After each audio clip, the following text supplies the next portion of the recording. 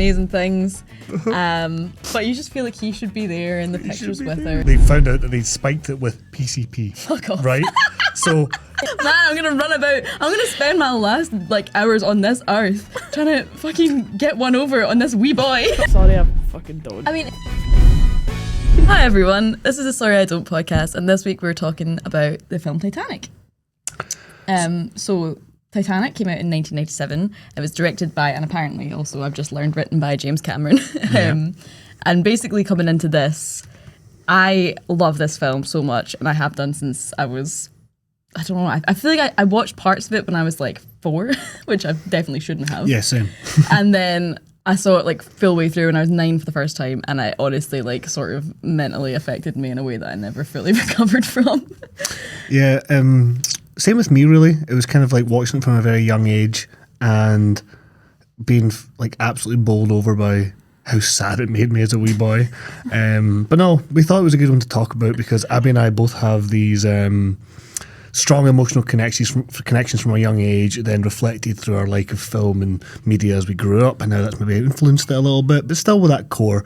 And Claude does not have that opinion or history with it. No, do you know, I can't remember what age I was when I watched Titanic for the first time, but I know I didn't watch all of it. I watched the latter half because it's better, and I think my mum told me to watch just the latter half because she was like, yeah, the start is shite. And then later on, I watched the first half and I was like, yeah, she was right. Yeah, and then that is shite. And that would probably influence your opinion of the second half then, because you'd be like, oh, well, is it all just shite then? Yeah. But I watched it again full, all at the same time the other night for this. And yeah, my opinion hasn't shifted much.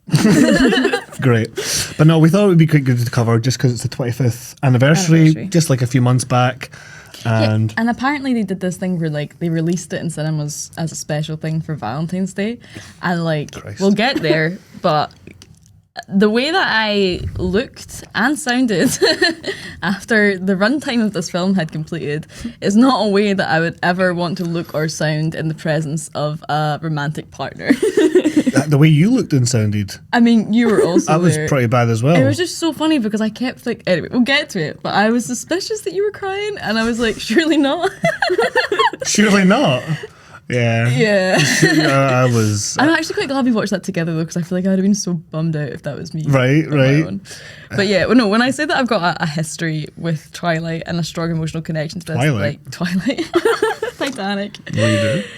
When I say that I've got a history with Titanic and like a strong emotional connection to it from my childhood, when I watched it the full way through when I was 9, I was at a sleepover, and it was right before the summer holidays. I went on holiday with my dad like a week later, and it was in some like seaside town in France, and I swear to God, I spent the entire week just like wistfully looking at boats.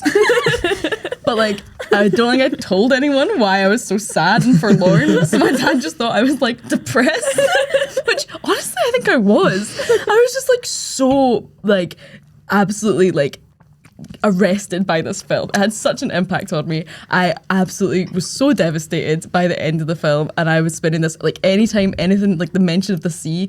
One of my friends had like nautical themed stuff in her bathroom, and that bummed me out. I then became obsessed with the Titanic, like, and I mean I was already had an interest in it before I watched the film. I became obsessed. I carried Titanic books around with me. I watched every documentary. I tried to recreate the Titanic as much as possible with Jenga blocks, which really, again, my friends were like, why are we trying to play Jenga here? Stop trying to rebuild the Titanic. Oh, I love hanging out with Abby. We get to play with our new games, Jenga, the sinking of the HMS Titanic. Real battle of laughs with her. What age were you when you first saw it? 9. Right. It culminated in I went to the Titanic Museum when I again was like maybe like 10 or 11, and I got a big poster for my wall which was like huge, and it went up in my bedroom all the way that I'm sure you had pictures of Edward Cullen. It was just the front page of the New York Times like when the Titanic sank, saying how many people had died. And again, that was like a really difficult one for my mum to explain to guests because it was just so like morbid. And I asked my school if we could do an assembly to commemorate the 97th anniversary of the sinking of the Titanic. Not even the 100th. Not even the 95th. I was like, really, I campaigned for this. I tried to start a petition. Like, I just don't think I quite got that no one was as affected by it 97 years later at the age of about 9 as I was. But yeah, it was like, to the point where I actually haven't seen this film in years because I think I had to like Take a chill pill from fucking break. take a step back. so you wouldn't re-traumatize yourself. Yeah, I'm worried this has awoken something in me. I know, like, you should have seen it. Like, I'd obviously, in spite of myself, found it very overly emotional. And, you know, I've got criticisms of the film, but by the end, I was, you know, there was things I was sobbing at. We'll top it as we get to it. And I was, you know, properly having a wee cry. It was great, cathartic. And then it ends, the music's playing, I turn off to Abby, and I'm like, oh, man, you all right? And then I just said, and then she just like fully just broke it wasn't down. it wasn't like a dignified gradual. tear. No, listen, it was I've fully sobbing. I've been through that. And you know I've been through The that. thing is, I don't even think It was it's like very funny, I don't think it's an amazing film. And I do. I think when I watch it, I'm like, this is amazing. But It's like, just so I'm not funny. giving it. Like, spoilers. I'm not going to give it a 10 out of 10. But Yeah.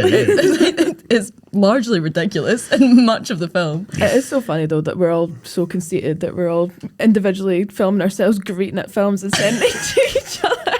Oh, let's not even go into that. No, it was very. I expected to tear up. Look, I tear up at a lot of films. There's films I'll give like a 4 or 5 out You of tear 10 up if I to. take a stern word with you. I do tear up if she takes a stern word with me. Yeah, right. So I expected a couple of tears, right? You know, I can get quite, I quite like it and get quite emotionally invested in the film and go, how do we cry to that? But that was shite. You know, I do weirdly can do that. So I was expecting that at the very least from Titanic. What I was not expecting was to literally just be uncontrollably, quietly sobbing on my couch. Like, so thankful for the barrier of like the record player between Abby and I's direct line of sight, so I could be like, okay, man, you're allowed to cry, but don't take the piss and fucking. And then I turn to her and go, oh yeah, that was really sad, right? I don't really And- cry at films. And then she just fucking like unleashes. So my like. So this is 1 o'clock in the morning on a Friday night. Like, it was so sad. We text you the video of us crying, and you're like, "Sorry, I'm in the club." and we were like, where the fuck was our invite? Jesus Christ. Sorry, I don't. But yeah. You know, I feel like I've watched a different film than you though, because like honestly, you know, I'm not kind of shy at crying at films. I cry at films all the time. I love like romantic films. I love films that are devastating at the end. I didn't get even an inkling of feeling like I wanted to grieve, and not in So a kind of no cool tears way. at Like, all? oh, I don't And cry. on paper, Nothing. it should be No. one that makes you feel that way. Like, it's got all the Interesting. my components bag, of a so film. my Yeah. bag, so melodramatic, like sad music, tragic ending, like beautiful characters, like it's all so my bag, and just it just feels like it's just one note off with every single thing it's trying to do. But that's what it feels like to me, like because it's really similar to Moulin Rouge, which is one of my favorite films because that's kind of, you know, similar to the whole Romeo and Juliet thing, which is what it's going for, and it's just like I don't know what it is about it, but it just really didn't hit for me. Interesting. Well, I'll maybe try and convince you through the course of this because I have detailed exactly why I find it sad and why I think it works. So, Okay. let's go into the plot. Let's get into it. So we start off with some kind of like footage of people waving the Titanic away, and straight away I was just like, right, we're doing this. let's buckle in because it's gonna be like this the whole way through. But I genuinely, again, for as much as I've been obsessed with this film, every fucking time I watch it, I forget the entire subplot that takes place in the present day. Like as soon as they come up in the submarine, I'm like, is this the right film? What the fuck is this? I was thinking that when I watched it because, like, again, I've watched it ages ago and I was just like, what the fuck is going on? Is this, So, is this a documentary? Yeah, so I'll jump in quickly with that. So the whole reason that James Cameron made the film Titanic is because he wanted to investigate the ruins of the Titanic and couldn't get the funding to do it. Is that So right? that's a big part of it. Yes, he always wanted to. He was fascinated by the story, as so many people have been, and he always wanted to explore the wreck. And obviously, getting the funding for that, he's got a big obsession with under the water anyway. But yeah, so he got all this funding to capture a documentary side of it, in the pretense of them making it into a big film. And yeah, I think that really shows with how much he fucking. What a freak. James Cameron is a freak when He it is a comes fucking like freak.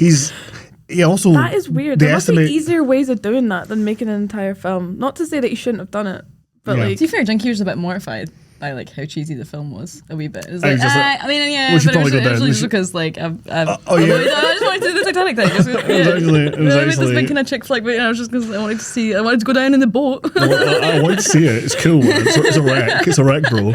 Bro, it's a wreck. No, yeah, no, he was definitely, that was kind of a big part of it. And I think he went down on 7 or 8 separate dives, like, to do it. And it's estimated that he alone, and these, because it was like, I think it's like a single man sub or like 2 people sub. It's reckoned that he spent more time with the ship than any of its passengers did who died on it. So he spent more time with the wreckage, going through it all, because he was in there for hours and hours and hours on end. See, this is the kind of shit that I'm quite interested in when it comes to the Titanic. The actual film is gash, but like this stuff is great. Not cool. to top load that rating, not to top load it. But yes, Yeah, so continue on. we're with them on the submarine. We meet, I think it's Brock Lovett and Lewis Bodine, apparently the character names. There's Bill Paxton and then the other guy who remains the entire way through just the most out of pocket. Like everything he says is like, man, really? Every Kind of opportu- hairy, sweaty mess. Yeah, every opportunity he's got. Cammy kept saying that was your casting. I would love to play that character. Every opportunity, this guy just sucks. And he's just like, hey, yeah, so you might have been traumatized by the Titanic, but and you're like, man, can you sit down? And he's also wearing a Watchmen t-shirt. I don't know if he's noticed that. Which, so like Watchmen, like you What, know, the comic book? the comic book, yeah. Right, okay. Which is quite popular now, and it was popular then. But this was before the internet, so this guy was really into it in '97. I don't know. That just seems to speak a lot to the guy's character. I feel like only really edgy people would wear that back then. I could be wrong, but yeah, this I've just written here. Every opportunity, this guy sucks. Yeah. It feels so deliberate from Oh, it's him very as well. funny. Like he knows he's talking to like an 80-something or 100-year-old woman about her long lost love and the most traumatic experience of her He's saying life, and he's just like at every opportunity a dick. Yeah. Well, I've written down a few of them, so I'm not going to I think list them off now. We'll first go 4 through it. lines are just about him being a creep. Like literally in my notes, it's just like, this guy's a creep. What the fuck is wrong with this guy? Why is this guy still on my screen? And so we'll obviously talk about that when we get to the end as well, because in the alternative scene, which I'll talk about at the end, he has the best line ever. But continuing on. So they find the safe and they have a very premature celebration about finding the Oh diamond. yeah, that's so premature. It's like, yeah, we found an old safe out of a place that might have had loads of safes, and they're like, yeah, got the diamond.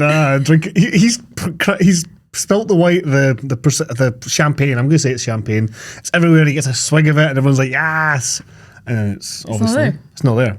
But they do find the kind of porn you drawing. So Yeah, Everyone's a the winner. tasteful nudes. exactly. And then an 100-year-old woman sees it on the telly and is like, that's me. And that's obviously the introduction of Rose. And they fly her out. And she's there with her granddaughter, I think it is. And they show her the drawing, and she starts to recount her story. And then we're into like the decent, well, in my opinion, we're into the relevant, decent timeline. we do get better into that. But I've got some funny things with this. I forget the actress's name. I've got it written down. I'll look it up. But basically, she is hilarious. The old woman. Wasn't I a dish? Okay, that's a first little bit of power that she brings to the table. She's and then hilarious, like if James Cameron was speaking through an 84. right? Like it's not natural. Yeah, it feels very uncomfortable, and not in a that old lady's talking about sex kind of uncomfortable. It's in a this is meant to be an older version of the other character, and I don't feel like they're the same person probably not. at all. It's her sister. It's her aunt. No, but like I've got. The interesting thing though is I do think her performance is quite effective. It's not so much at the start, more towards the end. She did get nominated for an Oscar for it.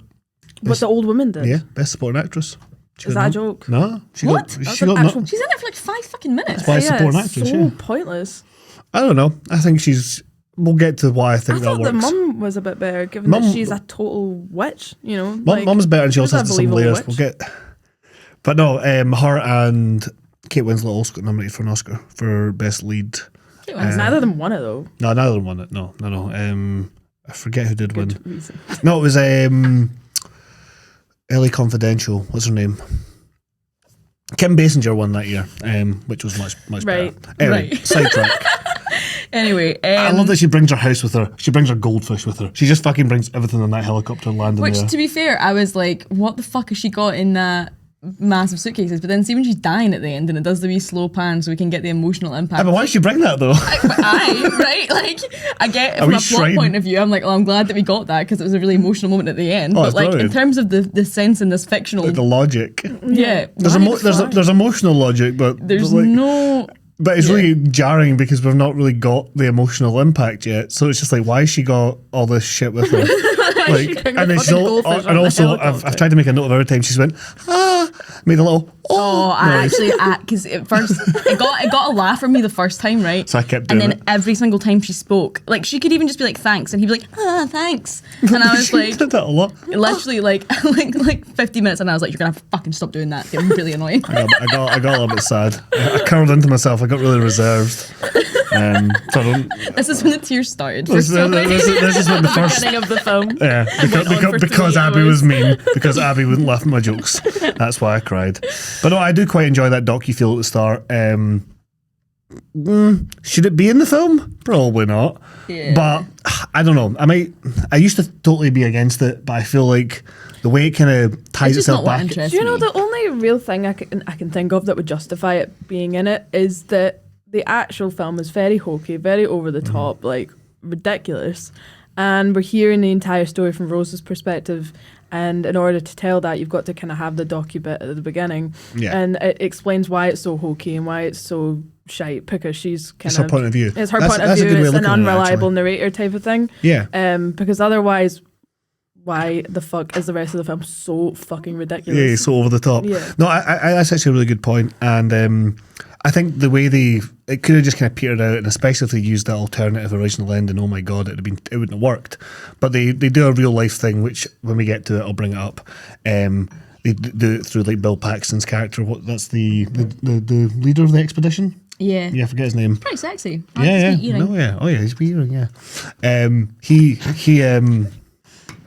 He is good at anchoring it at the beginning, and then it gets a bit of a payoff because James Cameron's own words literally get to be his last line. We'll get there. Oh yeah, don't worry. I'm just We're at the beginning. I'm hyping it up. Talking about the last I'm line of the hyping film it up. already. Didn't say last line of the film. Anyway, The I need to so calm we're down. in 1912. are we? We meet Yeah. Okay. Titanic. Go. we meet young Rose, her fiance Cal, who is just a Oh. dick. Like, and there's no like, let's build into this. He is just a dick. And to be honest, she's kind of a cow. Like, the first thing she says, and oh my god, like wasn't until today that I was writing this down. The penny finally dropped for me. She goes, I don't know what all the fuss is about. It isn't any bigger than the Mauritania, right? Which is exactly what Sister says when she walks into season 2 of Drag Race. Oh, brilliant. And for years, I've been like, why the fuck did she say that? That was such a random entrance line. Like, what is she talking about? It's from I knew that. it must have been a reference to something. And when she said it, I was like, oh my god, that's it. But still, what a niche Yeah, line niche reference. reference. Well, the thing is, Yeah. though, it being such a big film, it makes sense that it has just cropped up everywhere in pop culture. But not that line. Not that line. not that no, line. like it's been 84 years. Yeah. Or I don't know, something. What's One another line. quote? One line. There's That's one line. more like scenes that are iconic. Yeah, Like, I'm the king and of the world moments. and all this. I'll yeah. never let I'll go, never John. let go. Yeah. Stuff like that. Cool. Not. No, it doesn't look any bigger than the Mauritania. It's like, what? Anyway, I think it's pronounced Mauritania. okay. You Thanks, can cut man. that. Yeah, you're welcome, bro. Got your and back. your favourite character gets introduced at this point as well. Oh, Villains-Bay. Villains Bay. Right, so for The context. henchman yeah, of Brendan Urie. Panic at the Titanic. Panic at the Titanic on the Titanic. Panic at the Titanic. But no, Villains-Bay. He's just, from the first word go, he is, it's David Warner, a classic British actor. You know, he's been in things that I love, like The Hogfather and Twin Peaks. But he's also been in loads of other stuff, and he just nails this performance. He gets the kind of film he's in. Him and Cal. Him and, what's his name? Brendan Urie. Nah, not Brendan Urie. Billy Zane. Billy Zane. Brendan Urie. I'm going to keep doing that. But him and Billy Zane know what kind of film they're in. They know this is hokey, this is silly, and we're the bad guys, and let's just do this. Because he doesn't have a lot of lines, David Warner's character, the butler. But as soon as you see him, you're like, that's a villain. So, for the context of the rest of this, Villains Bay, he's my favourite character, and you'll have to convince me otherwise because he's fucking mental. It's just, I think that one thing I said ridiculous. to you at one point when he's just, being a villain, I was like, man, this has not even got anything to do with him. Like, I hope he's being well paid for the amount of fucking investment. so He needs to fuming. get a fucking hobby. Like, seriously, man, do something else. Anything else. Anything else? You have not. It's not like there's no kind of consequences in the rest of his life. The ship is literally sinking, and all he can think All I about can think about is how his killing pal's Jack. getting cucked. He's just like, man, I'm gonna run about. I'm gonna spend my last hours on this earth trying to fucking get one over on this wee boy. Honestly, if you had to my pal laid. if you had to ask me what is that character's dream way of dying, sink on a boat sinking, chasing a young man, trying to kill him is exactly how I'd imagine he'd say it. He'd be like, aye, fucking, when can we do it? Next week? Sounds good, man. Take me there, drown me, and I'll kill him. But yeah, that leads us on very well to the introduction of Jack and his wee pal Jack and his wee pal Fabrizio. Fabrizio. Yeah. So they obviously win their tickets. Holding back down the silly impersonations of Fabrizio. We can't do that. Could be insensitive. But No, it's. I don't even think that. I just think that guy's accent's outrageous. Yeah, it's very heavy-handed. Yeah. The characterization of Fabrizio is like, yep, he's kind of like a caricature, I guess. yeah, he's not And- much. He's not much. Yeah, but He's- then to be fair, at the end when he gets crushed by the big fallen thing, I did feel a wee like, oh, Oh yeah, definitely. Well, the thing is, they're all kind of stock archetypical characters. Yeah. Like that's definitely been deliberate, right? And I guess that is a criticism I used to make of it. Is be like, what are we watching? We're just watching a bunch of characters I've seen in other films be better. But I think there is a sort of magic about using archetypes well. It's something I think James Cameron really does well in this film, as compared to something like Avatar. okay. In my opinion. But yeah, so where were we? We've got them. So we've got them- Game of Chance. Love that Game of Chance. Yeah, it's a silly scene. Definitely could be trimmed, but a Game of Chance to open Yeah. a film. That's cool. I vibe that. And then basically he has a classic Swanny entrance onto the Titanic, which he's just celebrating the fact that he's got tickets by chance and he's lucked out and he's got amazing luck. And then someone's like, "I but it leaves in 5 minutes, man." And He's like, oh, grab the money. Let's grab go. the money, let's fucking go. And then charms the guy. You've been through customs. Aye, man. Of course I have, pal. Let me on. No, it was a net check. Oh, it was the net check. It wasn't called the net check, though. He didn't go, have you been net to the check. net It check? was called the lace check. Oh, close enough. It's literally what it's called, the lace check. Yeah, Because was it I actually remember called lace thinking check? Yeah. I just didn't hear what that, and I couldn't be bothered with you. Yeah, all the- a net check. That's Yeah. actually Well, what? you're not saying Yeah. they'll get checked for lice and stuff like that, because obviously you're going into this boat for, what, days at least? Yeah, close how, quarters. how long was the... Then I don't think the rich people got checked for lice, which is that's definitely part one of the Upsetting, themes, isn't it? yeah. Yeah. Ironically, they'd actually be the heads that would have more lice. We There you can, cut, go. we can cut that little lice fact out. Never had lice. Never had lice because I'm disgusting. But Never had lice because I'm disgusting. Yeah, because you like clean hair. They like they, clean they like hair. clean Yeah. bodies. They don't like minging. Oh. Which is why I only wash once a week. That's not true. Right, back to the Bad. Titanic. Okay, so this is kind of, I like this little portion of the film because we're sort of settling into, she's, again, apparently this Rose bringing her fucking house with her everywhere she goes. Every time she Oh goes my on a God. boat. Because she's just decorating this room that she's going to be in for 3 weeks. Like, she's putting up paintings and Well, how shit. long was the flight? With the flight, how long was the The journey, I think it was maybe meant to be 4 days and it ended up being 3. right? Yeah. Why the fuck are you decorating your room? What? Why? This is something she does. Maybe that's just because they were like, we Oh. have to get away with getting these photos in at the end here, so let's make it a character Wait, trait. well, it's also because they later reveal they've got no money. Maybe they're just transients. Maybe. Or maybe it was all just a ruse to get that one Picasso reference in.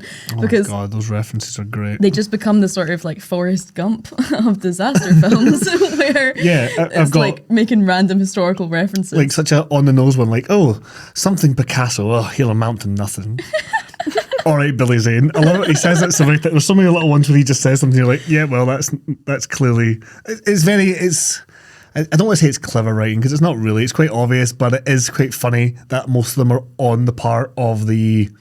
It's almost a joke at the expense of our villain characters. Do you know what I Yeah. mean? So it's always like that bit about Picasso, Billy Zane saying, "Oh, it will never amount to nothing," and then we obviously know that, haha, you suck. It just keeps Yeah. emphasizing that kind of stuff, which I quite like, and they do one later on as well with Freud, yeah, which is good. But yeah, so we've been introduced to everyone by this, yeah, by this point. and the unsinkable Molly Brown.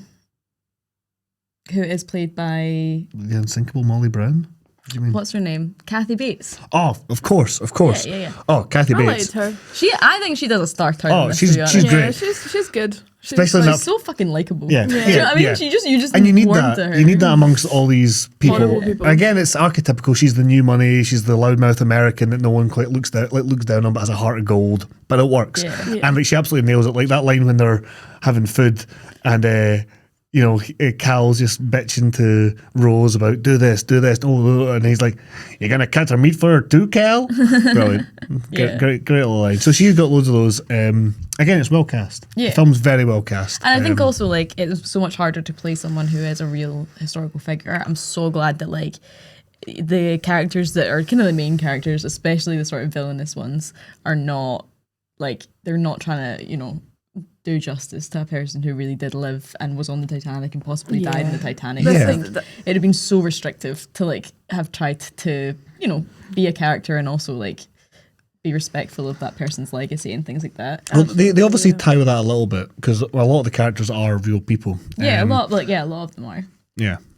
But no, that just pointing out that it's probably even harder for her in terms of giving a good characterization to someone who actually was like a historical figure.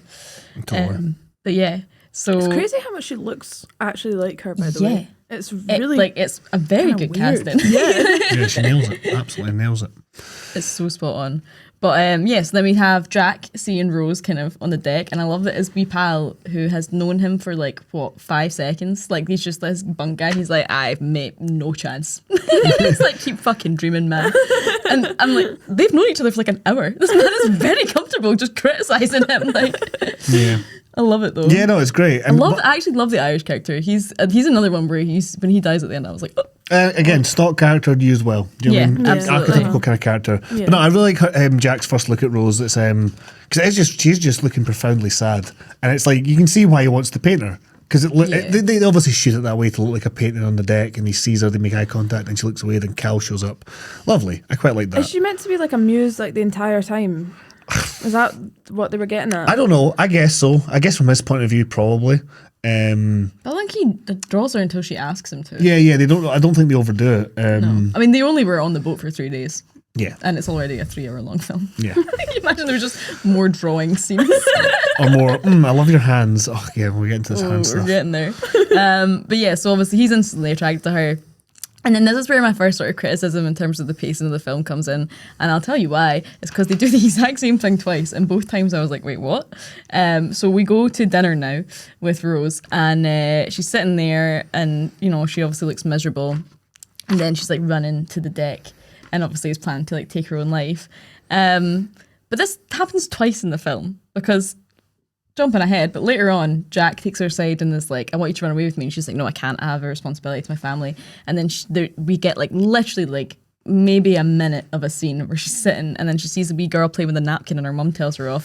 And then she runs away and she's like, no, Jack, I do want to be with you. I'm like, how have we in a film of this length had 2 massive emotional decisions be insanely rushed simply because there was bad patter at the dinner table?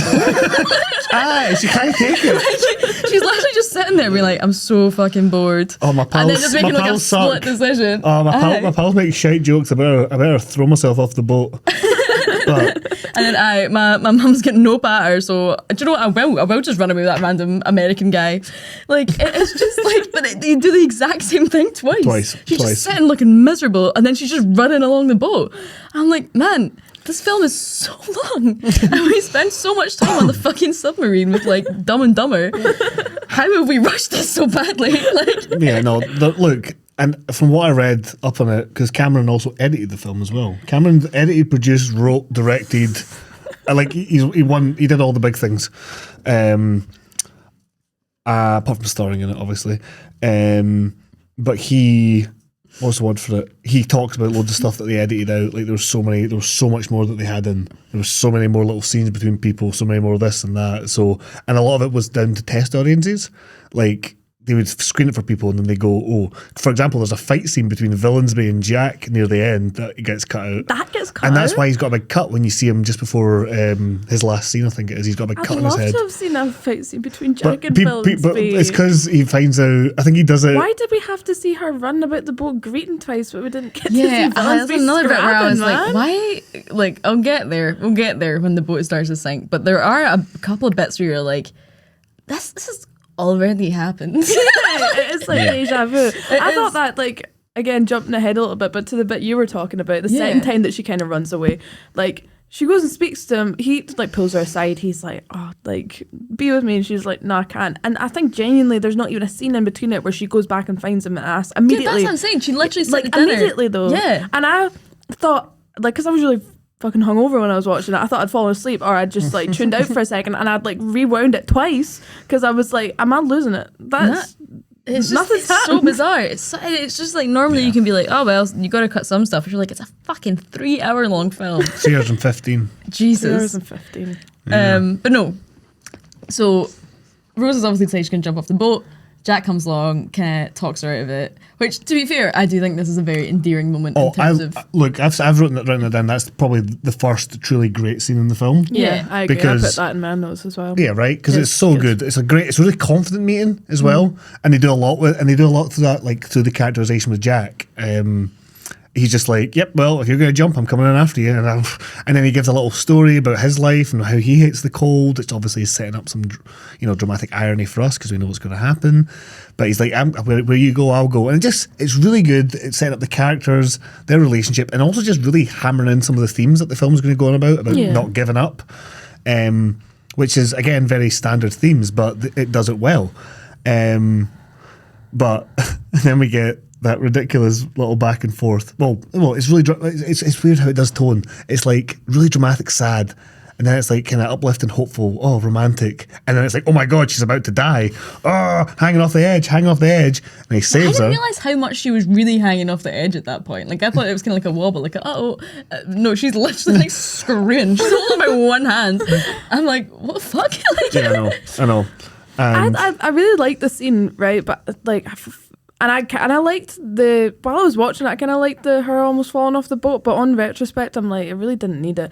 This is a thing that this film does again later, where they're just putting characters in peril for no reason, because we know they're going to be in mortal peril and that everybody's going to fucking die. So why do they keep putting these characters in situations where you're like, oh, they could die, when you know they are at some point? Do you know what I mean? Like, I get you. I think because the threat's less. You're not as kind of, invested as an audience member. You're not like, oh god, what's going to happen to this character? Because you know they're going to fucking die later anyway. Yeah. Like, obviously she doesn't, but most of them do. No, I get you. I would argue maybe keep that one and maybe lose some of the other stuff, like some of the other little. yeah, I didn't really feel as if we needed a gun chase so far into the sinking of the Titanic. Well, that's the thing. That's when Villansby's fight would have come. He would have said that. I didn't know. Do you know what it Okay, is? well, that's why we lost the fight then. It's like there's like one porthole left above water aye. and they're going about having a gun chase. Well, no, that's what he does. Apparently, Cal says, "I will give you the diamond if you go kill him for me." And that's he what. doesn't have the diamond. No, but Jack does. Rose does. That's why he sends Villansby to go get him at that point. And We're Villansby's jumping like, ahead a wee bit Oh, here. dear. yeah, We're we'll jumping. get. Yeah, I just. But yeah, so So yeah, I like that they're hanging off. I like the saving, and then we get that tone shift again of, oh, it looks like she's been assaulted by Jack. yeah, Yeah. I guess it sets in motion a lot of other things, and also it really, because they kind of seem like equals for a minute there, because he saved her. And then it's like very quickly like, this is not a friendship that's going to be allowed by anyone else. Like, they've established their connection to each other, they've gotten over that barrier of class themselves. Yep. But as soon as you take it outside of the context of that intimate moment, no one else is going to be cool with this Which is obviously the Romeo and Juliet aspect of it. Yeah. But we do get some great lines. Women and machinery don't mix. She wanted to see the propellers, or it's like, and then they're not believing it, and then Villansby's like, yep, he's up, we'll get him, and then she's like, no, he saved me, blah, blah, blah, I was trying to see the propellers. And then we get the greatest line ever from that extra where he goes, oh, well then, the boy's a hero. Well done. It's like, right, mate. He was just like, They were put him in the brig. slapping the cuffs on him a minute ago. Put him in the brig. No rations. Starve the boy. Oh, well, then the boy's a hero. Chin chin. fucking brilliant. Look, again, these That is little so good. bitty characters are so good. I love him actually because he again when the ship's going down he has a really great like I just love his little arc in it as well. But no, he so then it sets up this thing because Cal obviously wants to give him 20 quid, which from a modern perspective is just funny. But I guess that was like a lot of money. Yeah, back 20 in the quid. day. It'd be sizable. I meant to look that up. But yeah, so then he gets the invitation to dinner. Before which, though, we end up being on the boat. And this is where, when I was watching this film when I was 4 years old, my mom or my step-gran would, like, turn it off. So, you know, when he's, like, teaching her how to spit, like, off the side of the boat, I thought that was the tragedy of the Titanic. What? Because, like, I knew that the Titanic was a really sad film from context clues. They had the special edition, like, box set that was, like, oh, so sad, like, star-crossed lovers. So then when she's, like, spitting off the side of the boat and her mum comes along and he's, like, got spit on his face and they're, like, mean to him. I thought that was why the Titanic was sad. Because at this point... Oh, he was just being a wee silly boy and now he's shown himself up. Oh, the tragedy of the Titanic. Bad manners. Fuck's sake. You can imagine my surprise when I was 9 and there was like tits in it. I was like, what the hell? But no, that's where it always got switched off for me. So everything after that was kind of a shock watching it back when I was a bit older. But yeah, I do love the fact that he's just standing there like fucking drooling out the side of his mouth. It's disgusting. It's actually minging. It's like, how do you not feel that? So I read, I'm sure this is common knowledge amongst you, that was all improvised, that scene. Yeah. I hated that scene. I hated it. Like, Spat on Claude. Well, that was your response to that. that's my response. Hey, fuck you. No, I just think it's just, this is how we see poor people. That's kind of what I saw as, and I was like, Okay. it's a little bit gross, to be honest. It okay. made me feel uncomfortable. I get you. And like, this is how we're going to portray poor people. We're going to portray them as drunks and spitting folk. Like, I mean, it's and all- I was just like, this is all minging. I It hate is this. all archetypes, to be fair. I mean, you could It probably is all archetypes, which I just couldn't really get on board with that. very Yeah, that's much. fair. That's fair enough. I get you. But like with that, cause obviously got that whole scene. We're kind of fast forwarding a lot through the relationship, but like that's kind of what the film does, doesn't it? But yeah, talking about them getting to know each other. Obviously, I don't love the spitting scene that much. It's kind of funny and it's kind of, I guess, a bit charming in a way. But what I really like about their meeting is just the little conversations where he talks about that Madame Bijou. Yeah, Madame yeah. Bijou. And the drawings. Yeah, the drawings and just like I drew her and I drew this person. I just like, I think for the films at its strongest is when we're in the history and then we're just hearing little anecdotes about other parts of the history that aren't jokes like, oh, Freud, who's he? Is he a passenger? Or, oh, Picasso, he'll never... No, it's like things that are like, oh, I saw this woman who wore all her rings in Paris and I always painted her. I don't know. There's something really evocative about bringing that into stuff. Yeah. My guess.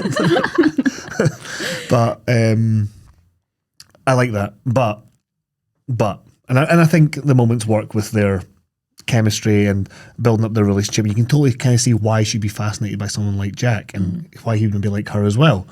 But, and here's the big but, I think Leo, well, good, is totally miscast in this role because he looks like a wee boy and it looks like she's just hanging out with a funny silly jester like It on really the ship. does. I totally agree, man. Right? Like, especially He's when good. especially when again we're going forward a wee bit. They're in the car and they've just He's like, shagged. this is and my first time. yeah, it's just gross because he looks so young and she doesn't. Like, she doesn't look really She's old or so anything. much younger than him as well. I Yeah. know. Like, I mean, But At the time. for the She's 20. She looks like she's nearly 30. She's 20 She's in 20 that. in that film. That's a shame. Jesus Christ. beautiful, but No, she she is just has a more beautiful, mature. but she looks like she's 30. Yeah, she does. She looks a lot older and like- he looks about 15. Like, Would it be nicer if he just looked a bit older? Yes. However, Leo DiCaprio can just look like that for like fucking 20 years and then one day woke up and looked about fucking 50. Yeah, right? Do you know what I mean? Like, I don't think... I think the chemistry you've got between them, from my opinion, is worth the Leo looking a little bit young. And what I would say is, like, as much as I agree with your criticisms about the spitting and the drawing, and I know that you want to bring up a particular line from that scene that is What just one? so fucking ridiculous. When she's like, were you in love with her? No, just her hands. Okay, Leo. It's a little, I don't know. I was like, I paused. I was like, wait, is this a joke that I missed the first time? And you're like, I don't think it is a joke. I think he just really likes her hands. I went, I bet he fucking does. Yeah, no, I didn't do anything. We just did hand stuff. I thought that, like, outside the parameters of it obviously being a period piece and people generally being a bit more sort of like, there was etiquette and things we followed there. I felt like in that little section of them getting to know each other, you felt like they were quite young. Yeah. There was like a youthfulness to it. Yeah, totally. That you don't really get. Well, this is what my next point is, because then we find out that Kate Winslet, Rose is meant to be 17. And I'm like, well, wait now. Is Kate Winslet being miscast then? Because she doesn't look 17. Yeah. So it's just... Yeah, so he's meant to be 20 and she's meant to be 17. And she is 20 and he was 22. When did they mention that? Like at the start, briefly. Yeah. You know, at the shite bit. Do you know? I like Leo's casting a wee bit more. I just think that, especially in the scene where she's about to jump off the boat and stuff, he like got a great amount of character. Oh yeah, he was great like, in that. Very, very well kind of characterized. And then I just like Kate Winslet doesn't get good until like the last half hour. The rest of the film, I think she's just like. And everyone's hammy. Everyone's really hammy. She's so hammy. She's rude. She's like mean. She's just huffy. She's moaning about things that aren't a big deal. Fucking yeah. And what? And what? I know. And, I am insecure. So more about Rose, not Claude, please. No, but that's a very funny point. I'm gonna fucking kill you. Do not compare me to that fucking woman. Yeah, no. No, she actually handles it a bit better than you would. But no. Yeah, so basically there's a bit of a back and forth with them looking and acting. And to be fair, they're both a bit hammy, both a bit silly. And to be fair to them both, they've since come out and said, oh my God, we were fucking terrible in that film. Yeah, I don't think they're quite that bad. I think... do you know what? I fucking love it. I like them both in the role. I wouldn't have anyone else in this it. is one of the reasons why we picked the film, because it's kind of in the same way like Twilight is like kind of hokey but sometimes works, and there's a weird magic of this is kind of shite but kind of brilliant. I think Titanic also kind of falls into that category at points. Like the hokey silliness makes sense.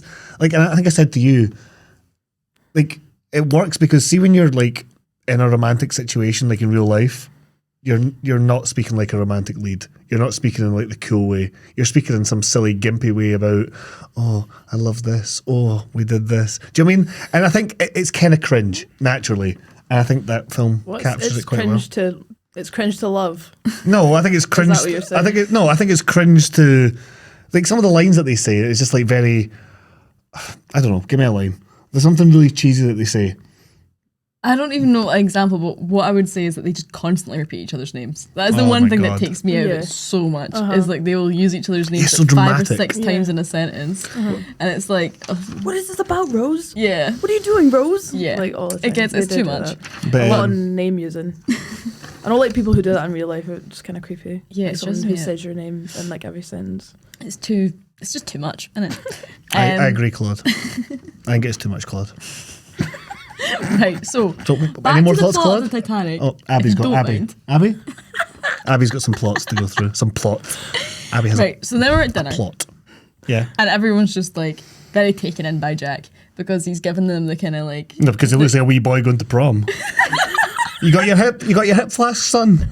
That's what he fucking looks like. Just like, oh, you look like you're part of the upper crust. No, you don't. You look like you're going to the prom. Can't I drive yet? That kind of shit. But yeah, he gives a wee speech. It's very like. Oh, it's a good speech. It's a good speech, but it's a bit manic pixie dream girl. Isn't it? Oh, he is. He's a manic pixie dream boy. He so fucking is. He's kind of just like, yeah, I'm such a free spirit. All life is a game of luck, and I play it how I wanna. And then all the older guys are like, oh yeah, and it's just like right. Everyone's quite entertained by him for about 5 minutes. He would be such an arsehole guy to speak to on Hinge, don't you think? 100%. Well, Leo Once again, we come Leo. back to the fact that I am obsessed with this character and this film. And if I ever met anyone like that in real life, the first thing I would do would be text you about it. Be like, what a freak. What a fucking freak. I'm just like a free-spirited traveller. I would be like, nah. Just stop you right Get there. out of my face. Love Germany. Go to Germany all the time. Been all around the world, have you? Mate, have you got a passport? Like, Anyway, that doesn't make any sense. Cut that. Bad joke. Doesn't make sense. What the fuck are you Driving talking license. about? Driving license. That's what I was thinking. Anyway, fuck Does it. that make more sense? A bit more. Do you want me to bring it back to the plot? Okay, so Heading to the bows of the ship. straight after I've just basically ripped into Jack for being the Manic Pixie Dream Girl. Guy. Manic Pixie Dream guy. Rose has her Manic Pixie Dream Girl moment. Oh, she fucking and does. oh my god, see when I was watching it, if I'm going to be honest, do you ever watch something that you loved as a kid, haven't seen a lot as an adult, and you see it for the first time again as an adult and you go, that explains so much about what I as a person my perceive to be cool. God. Right, okay, so if you're Rose when she's at the dinner party scene and just going fucking shite, you're Rose down hanging out with the lads and all the Irish music. I drink my beer. Oh my god. I'll have a dance. She's just like, I can drink beer too. And then she tries to stand on her tiptoes and Oh no, she tries to go on literally- point. I was actually being sick watching that. Honestly, because I agree, it's fucking mortifying. However, not only have I done something like that when I have been drunk, I have actually tried to do that. And not even just drunk, younger as a child, Yep. would sit for hours trying to learn how to do this So you could show that I off. could do it in front of people this- because I thought it was cool. But this is the thing. This is the thing that I think Titanic does capture. It captures that cringy reality Yeah. of wanting to be in love a little bit. Yeah. It didn't come across like that to me. No. It just came across as mortifies James herself. Cameron just fucking it basically. It's so embarrassing, but it's so... Do you know what really didn't work is because It's they so built you. up to it. She was like, look what I can. Do you know what it felt like? It felt like when a toddler is like, I've got something really cool to show you, and it's shite. They just fucking trip over. That's what it was like because she just starts to kind of for a second. I was like, is she gonna start flying? Imagine, it takes a start twist. hovering, and then she just went on point for a couple of seconds. And the best part about it is Nate can't react. Everyone's just like, all right. Yeah. Cool, But do you know who thanks did for- react? Leo. And that's exactly what it was for. I think to be honest, his reaction was more like, "Aw, She's trying, that was cute." but that's all she wants. Yeah, I mean, exactly. that's all. No, That's she wants to be one of the guys. Well, That's what obviously- which, why would you then go on point? Or she's trying to prove that she is Women can be strong strong, like guys. yeah. Look, I it's a mean, bit silly, but it they're all is silly. steaming. And It is silly. I think and it works. I want fucking compensation for being led to believe as a child that this would get you places socially. Well, it worked a little bit. We're all pals now. Yeah, exactly. Well, what does that fucking tell you? Right. Yeah, there you go. Third class party, Irish music, everyone's having a dance. It's so fucking funny that everyone's having such a class time. Even people that you've maybe seen, even the guys that are arguing and doing arm wrestles and getting a bit pissed off are still having a laugh. The only person not having a laugh is fucking Villansby. Just lurking in the corner, just cucking my boy, are you? And it's He's so invested. oh, he's I so know. invested. Not even from a point of view of I'm upper class and I have these Morals. morals and sensibilities and things that I don't want to see my world being shaken. He is just so, it's as if it was a personal slight on him. Yeah, well, this is why he's a good so villain. fucking Because he's not invested. just doing it because it's his job and it's his class. He's doing it because he really fucking likes it. I have He a likes genuine stalking question, folk though, and he right? likes. Genuine. So obviously, Brendan Urie set Villansby out to go and nab Rose, right, and Keep take tabs her. on her, whatever. Yeah, but why? Because Rose doesn't have any money. What the I fuck? don't think he knows that. No, he doesn't know that. He doesn't know that. He doesn't know that. No, that It's makes a all lot hush more hush. sense. And also, but you've also just brought up another point. I go follow Rose on the boat. Where's she gonna go? Yeah. She's running away with She's him. managing to get into quite a lot of shenanigans, considering the fact To that be, you know what? She did almost fall off the side of the boat. But hey, from Cal's point of view, he's just like, man, I just don't want my girlfriend to die. you got a hero's edit for Cal.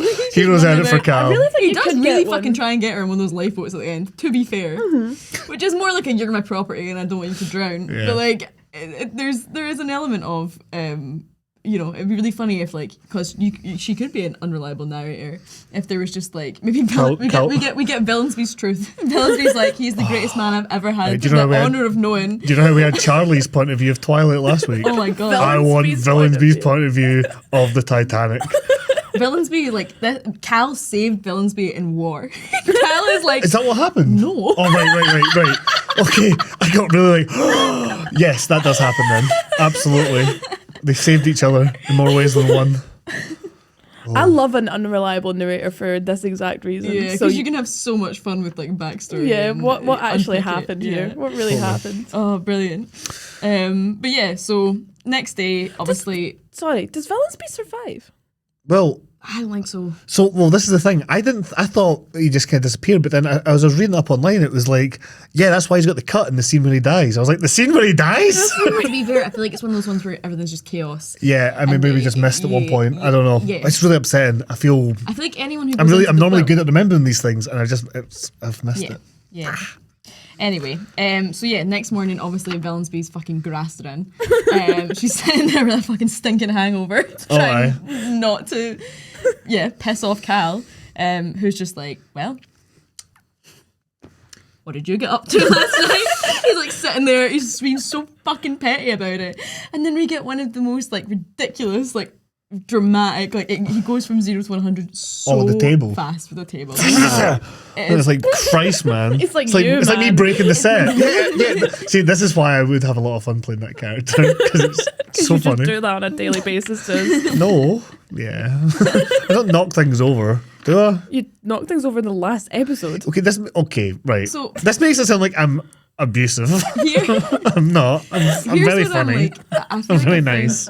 I feel like I found a very simple solution to a problem that we've then identified. Now we said that the turnaround between Rose saying no to running away with Jack and then changing her mind is ridiculously short. Yeah. It's also just completely nonsensical to have it happen this way, because we go from Cal, being a bit domestically abusive, horrible scene. She's crying on the floor with her maid, like picking up the broken glass. Then we go into another scene where she's just getting verbally leathered by her mom, who's just like, Yeah. you're the worst, man. We're going to be so poor. Like, you need to do your thing here and help out. And she's getting fucking pulled into a corset. Then we have a scene with them in church. And then we have the scene with her and Jack talking, and then like 5 seconds, and then she's with Jack. I'm like, why could we not have done these two really emotionally raw, I can't put myself in this position anymore scenes as like the impetus for Well, Her wanting to be with Jack. yeah, I want. Sorry, you go first. See that scene with her mum. That was like one of the ones that I really enjoyed as well. Actually, Yeah, I'm good. Yeah, I was going to say that as well. like one of the lines from it. I'm gonna refer to my notes here. Was just that she kind of goes to her mum like, she says, "Oh, this isn't fair."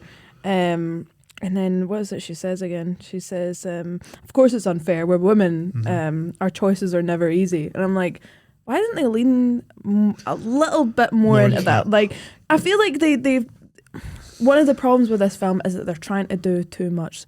They're trying to do 3 hours, this. 15 minutes. That's what. Yeah, they're trying to do this, but they're also doing the gun chasing scenes, and they're also got Villansby. Like, there's just too much going on, and then you've got to sink an entire fucking ship as well as all the other little plot lines that are going on. But that was like one of my favorites, where I'm like, yeah, why didn't you just kind of lean into like the women's role a little bit more? So I agree, because I've got in that scene there, the mother character is quite compelling in this moment, because she could have just been one note. Like, a lot of the other characters are one note. Villansby is very fucking one note. as deep as that one note goes, and the novels and the many times as we want to hear it played. yeah, as many times as we want to hear that ding dong dong, that's his note. The mother's at least got a dun dun dun dun dun dun dun, because she's that's a weird metaphor, but she's awful and very, very like quite cruel, but clearly there's an inner world there. Do you know what I mean? Yeah. And I think that's what the film does well, is it can show little glimpses into inner worlds that imply so much more. And I understand what you're saying about maybe they should have done more of that, and there maybe is too much stuff put into it. But James Cameron actually said a really interesting thing. He was like, he started to eventually see the film as kind of becoming like, okay, the ship is kind of becoming a microcosm for the world. And the ship sinking is kind of like the end of the world.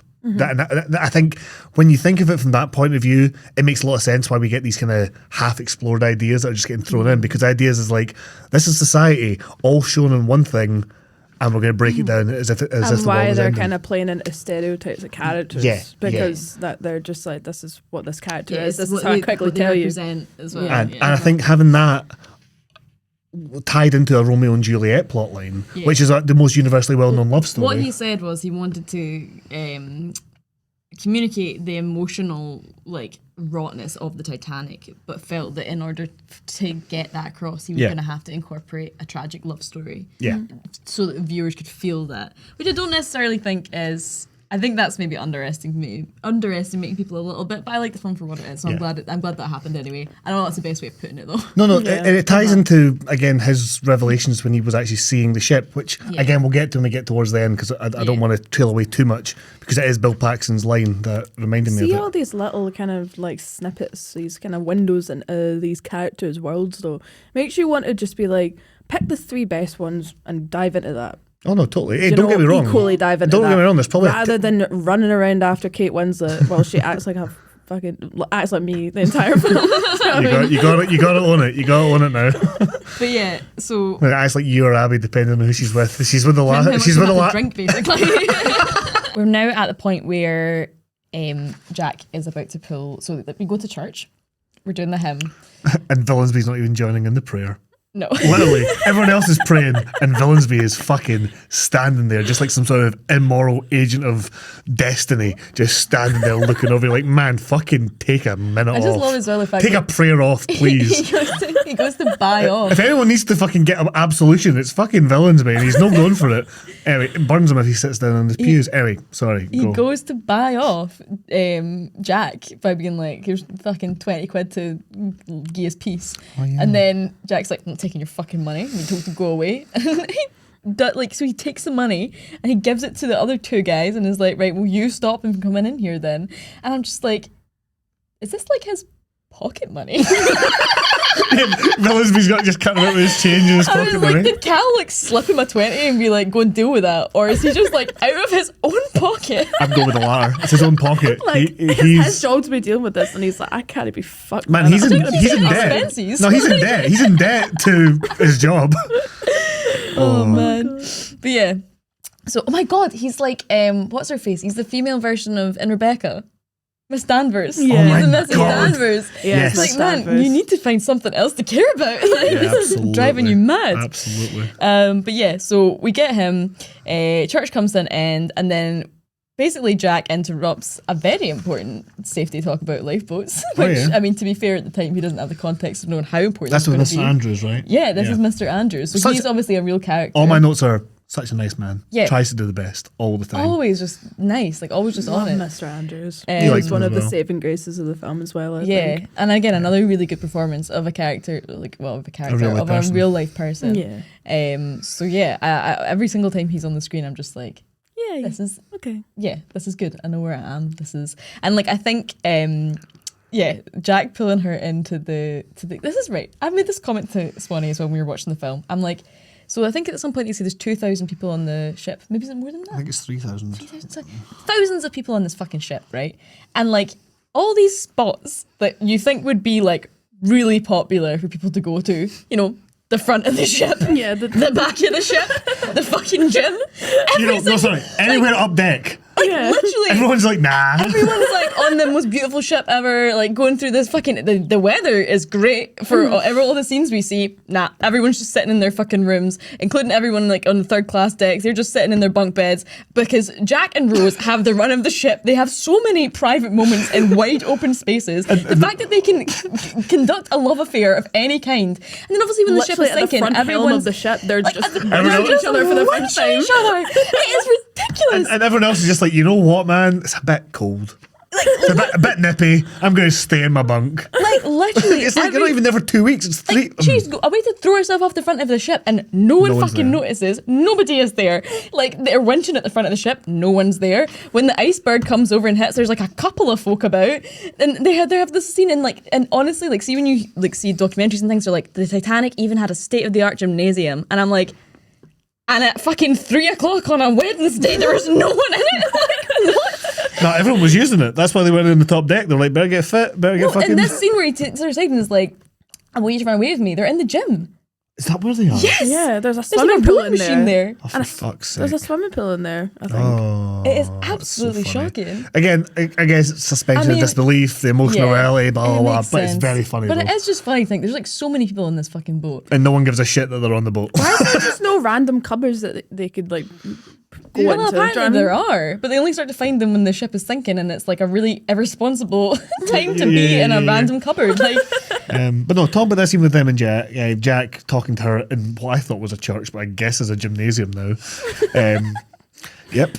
I like that bit. The fire will fade, but that fire I see in you. oh yeah, It's going to so sad, fade. isn't it? It's going to fade with other people, and I think it's moments like this where the film could almost just become too silly that it's you can't enjoy anything with it. But then it will just say something like that, and you're like, oh shit, that is kind of profound, because he's like, oh, I love you so much, and I love that fire you've got in you, and I just want you to keep going with that, because if you stay with these people, it's going to burn out, and you're going to be like the rest of them, and you'll hate it, and I know you hate that. And again, it's kind of that wanky. I get it's cheesy, there's but it's- cheesy, but there's something beautifully. Yeah. So look at that. You got The concept. Look at that. Oh. I'm gonna start greeting yet. No, but it's true. The concept that they're trying to get across is good. I just think the way they do it's really clumsy. Like they Yeah. could have just played into this more thing of him kind of appreciating her as a person and just Yeah. thinking that she's amazing and loving her for that way, rather than the more romantic love that they lean into. Where I find that kind of takes away from the point that you're making a little bit, because you're like kind of focused on how the fuck have they fallen in love with each other. They've known each other. They've probably spent about 4 hours together in total, and Yeah. and they're this much in love. Whereas the way that you're describing it, I'm like, just from you describing it, I believe it more. Yeah. But when I'm watching it, I'm like, I don't get this at all. Like, I'm I not. get you. Yeah. I think I would argue what's interesting though is they don't actually say I love you until they're dying. So I appreciate that, because I kept waiting for them to be like I love you, and I was like, you don't. But no, I get it as well. I think Oh man, I'm so bummed out again. no, It bums me out. I'm actually sitting there like, they're gonna die. Every time I watch this, I forget they're gonna die. it was traumatic watching it with her. So I'm just like looking at her. You okay? I was like, I honestly like. So one, I get so lost in the love story of it that I forget every single time where it's headed, and then also remembering where it's headed, like I genuinely start to bargain with myself. Because I'm like, I can somehow The little change gasps. the ending of it. She becomes like fucking Rose on the edge of the boat. Anyway, Right. so we have the iconic. So yeah, she decides to run off with them. We've gone into that. We've got the iconic her standing at the front of the ship, and she's like, "I'm flying, Jack, I'm flying," which again is insanely cheesy, but it's like an iconic moment for the film. Do you hear how they did that moment? Like he wanted to use a real sunset, and obviously a sunset like that only lasts for like a few minutes with the perfect lighting. So they tried. I think it was like 7 days in a row. They tried to get it right, and they had to just have everyone all ready to go at a moment's notice. And they'd almost fucked it, and were like, right, we're going to have to do it CGI. Okay, fine. And then the sun came back out again for a bit. And they went, right, go. So they did it, and then the way they did it is it's actually they're on the port of somewhere, and they're built up over the sea, so it looks like they're at sea, but it's actually a real sunset that you capture. And he says, look, the final shot is a bit out of focus, but it's fucking perfect. He I goes, love it. it's the emotion of it, and I'm glad he It is. didn't redo it, because it is a good moment. Yeah, It's I like iconic. that. I like that bit. I like. It's Yeah. a classic movie moment. It's romantic. Do you know what I mean? Yeah, Yeah, and it's it's like- so iconic. Yeah, it's really exactly. iconic. I just don't love Celine Dion. Yeah, I know. Like, and this is another thing as well, is I remember my dad's always taking quite a lot of pride in my music taste, because a lot of it is just his. But when I watched Titanic, I was like, my favourite song is Now My Heart Will Go On by Celine Dion, and my dad was like ready Raging. to disown me. Like, genuinely has never been more disappointed in me in my life. And we were watching some fucking like listicle documentaries, like the 100 worst songs of all time.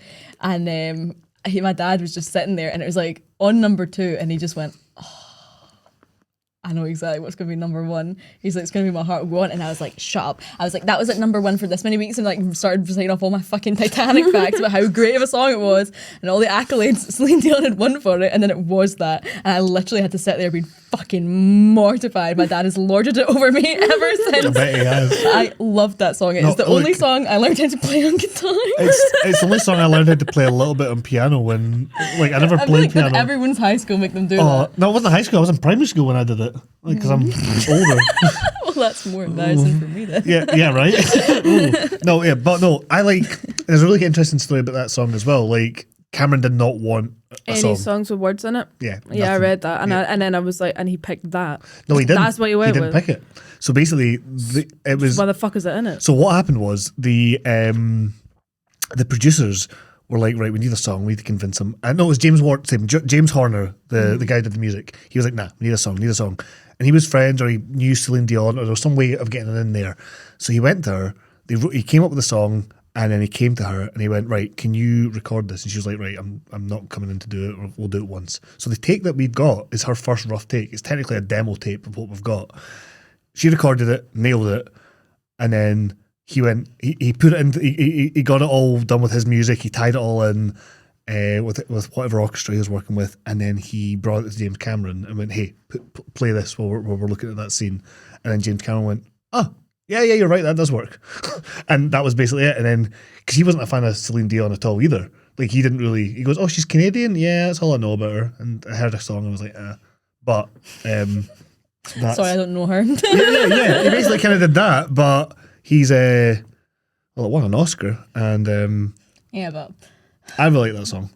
I like the song. I'm just it won an Oscar. I mean, a lot of things win an Oscar. Yeah, fair. But like, what's the word for it? Speaking of cringy memories with it, me and my pal, I remember us sitting talking about girls that we fancied when we were like 8 years old. Like 8 or 9 years old, and he was sitting fucking playing the Titanic song on his fucking keyboard, and we were just sitting there like fucking crying about, oh, they'll never fancy us. Oh, I'm on his top bunk, he's down below. Oh, and then looking back, I'm just like, what the fuck was that? We never talked about it. It was very fucking strange. Like talking, this girl that we fancy in primary 4 or whatever, and oh, she's dating this guy David. Oh, and he's like, fucking kill David. Oh, and I'm just like. It felt so real, and then afterwards I was just like, oh, like I was 9 years old and cringing out at it, and I've never really admitted it till now. So we did that. So then we go back to the submarine. Shout out to my pal Jordan. But no, I do think this is like, because this is where I start to have my like, oh, fuck, they're gonna die moment, is because I like that we go back to I actually argue that this is a good time to go back to the present day, because you have them having that fucking lovely moment, and then it sort of fades into the like actual shipwreck, and it takes us back to that for a bit. Just to remind you, hey, this is lovely, but yeah, because you coming. get so pulled along for the ride, and you kind of forget, and then you're like, oh god.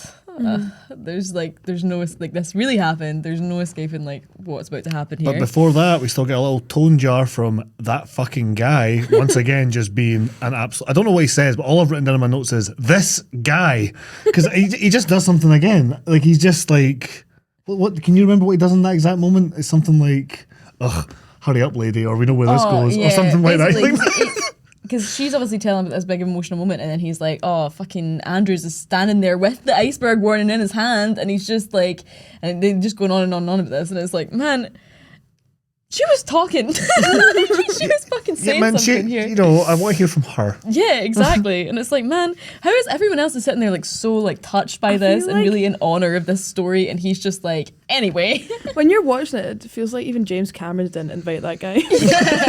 Yeah, man, he wasn't paid.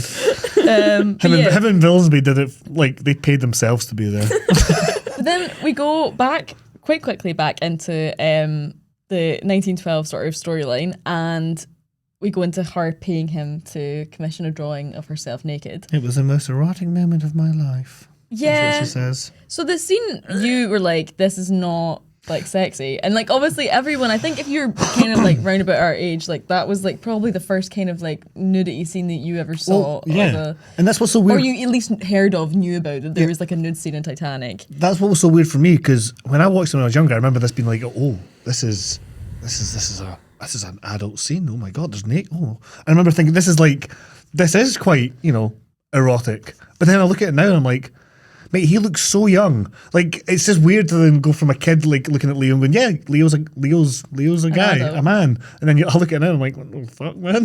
What age are you? When Jack is drawing her and she takes all her fucking clothes off and she disrobes, all I can think is, I saw your mother tying that corset. There's no way that your body would be like all smooth and nice. It would just be like covered in fucking like marks. And even when you wear a bra that's too tight and you take it off, you can still fucking see it on you. Yeah, exactly. I'm like, she would just be a mess. Like there's totally no way. So I thought that was quite entertaining, just because we spent so much time like on that scene earlier.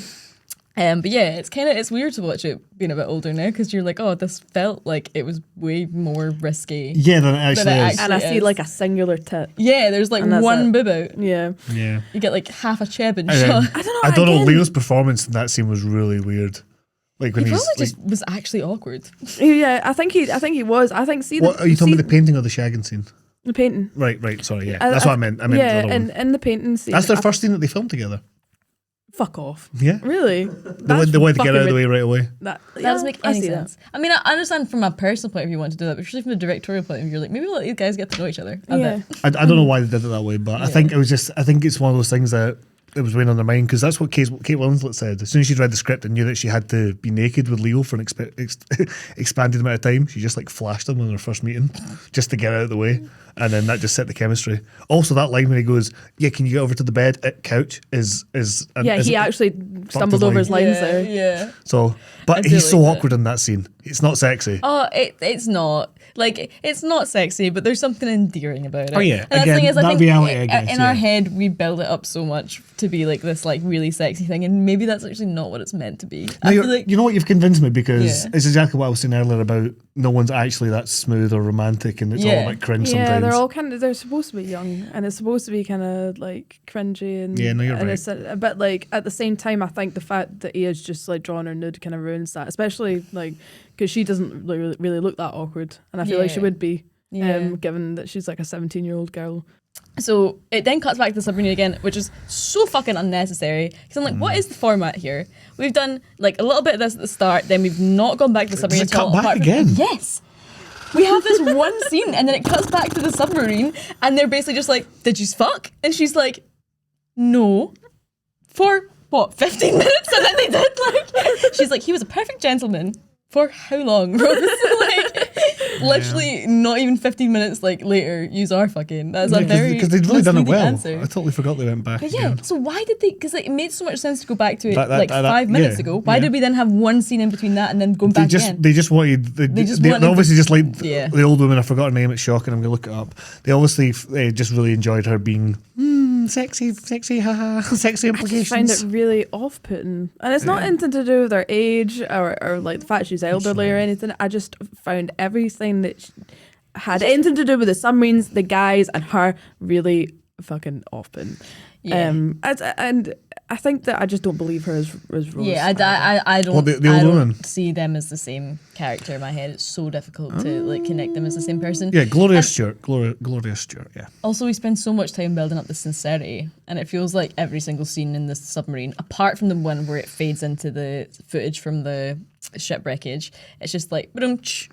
It's like, okay. Yeah. Apart from the ending, The ending, that we'll scene, get to. which we'll get to. But yeah, so there we have, and like again, I love this scene, but then when you actually get to the end of the film, you're like, man, we have done a lot of full chases of this boat. Oh Like, my are you God. just trying to justify the amount you spent like recreating this set? Because we have done like fucking 6 laps of this boat by the end. So this chase where Villain's Base fucking chasing them through the boat, and then they end Wait, up. are you talking about this? Is this before they shag or after they shag? This is the shagging happens on this chase. It's Oh, before so the it does. Yes, iceberg it hits. does, it does. So they go from the thing. She gives Jack the thing to put in the safe. She writes a message for Cal with the sexy heart of drawing. the ocean. Heart of the fucking ocean. Continue. Yeah, that's exactly what Louis XVI called his big fucking diamond. The heart of the ocean. All right. Sure it But yeah, so Villain's Base starts chasing them.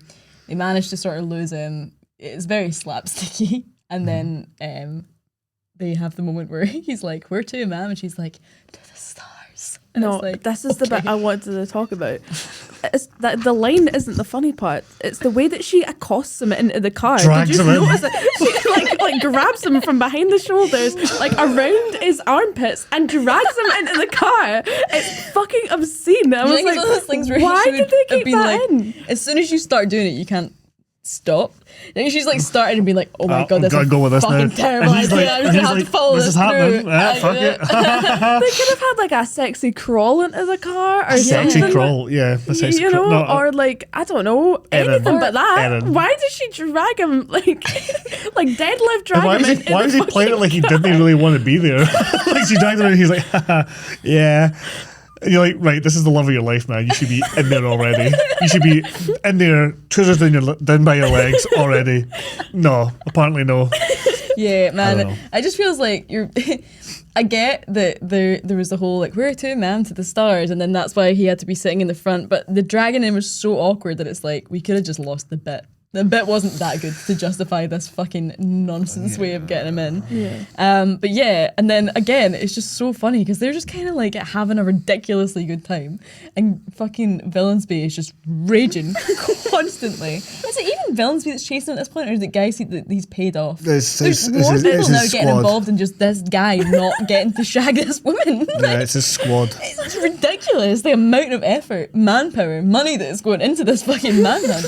It's so stupid, and they see the wee fucking sweaty hand, which, by the way, they're on the bottom of a ship in the Atlantic. It must be fucking freezing in that massive storeroom. How are they that sweaty? Oh yeah, they're dripping. They're literally wet. Like, okay, not that. Do you know what I mean? Not Like, in the fun way. Well, no, there's just too one would much. hope, but like, they're Forward just hope. fucking so sweaty. The fucking thing is steamed up, and there's wee.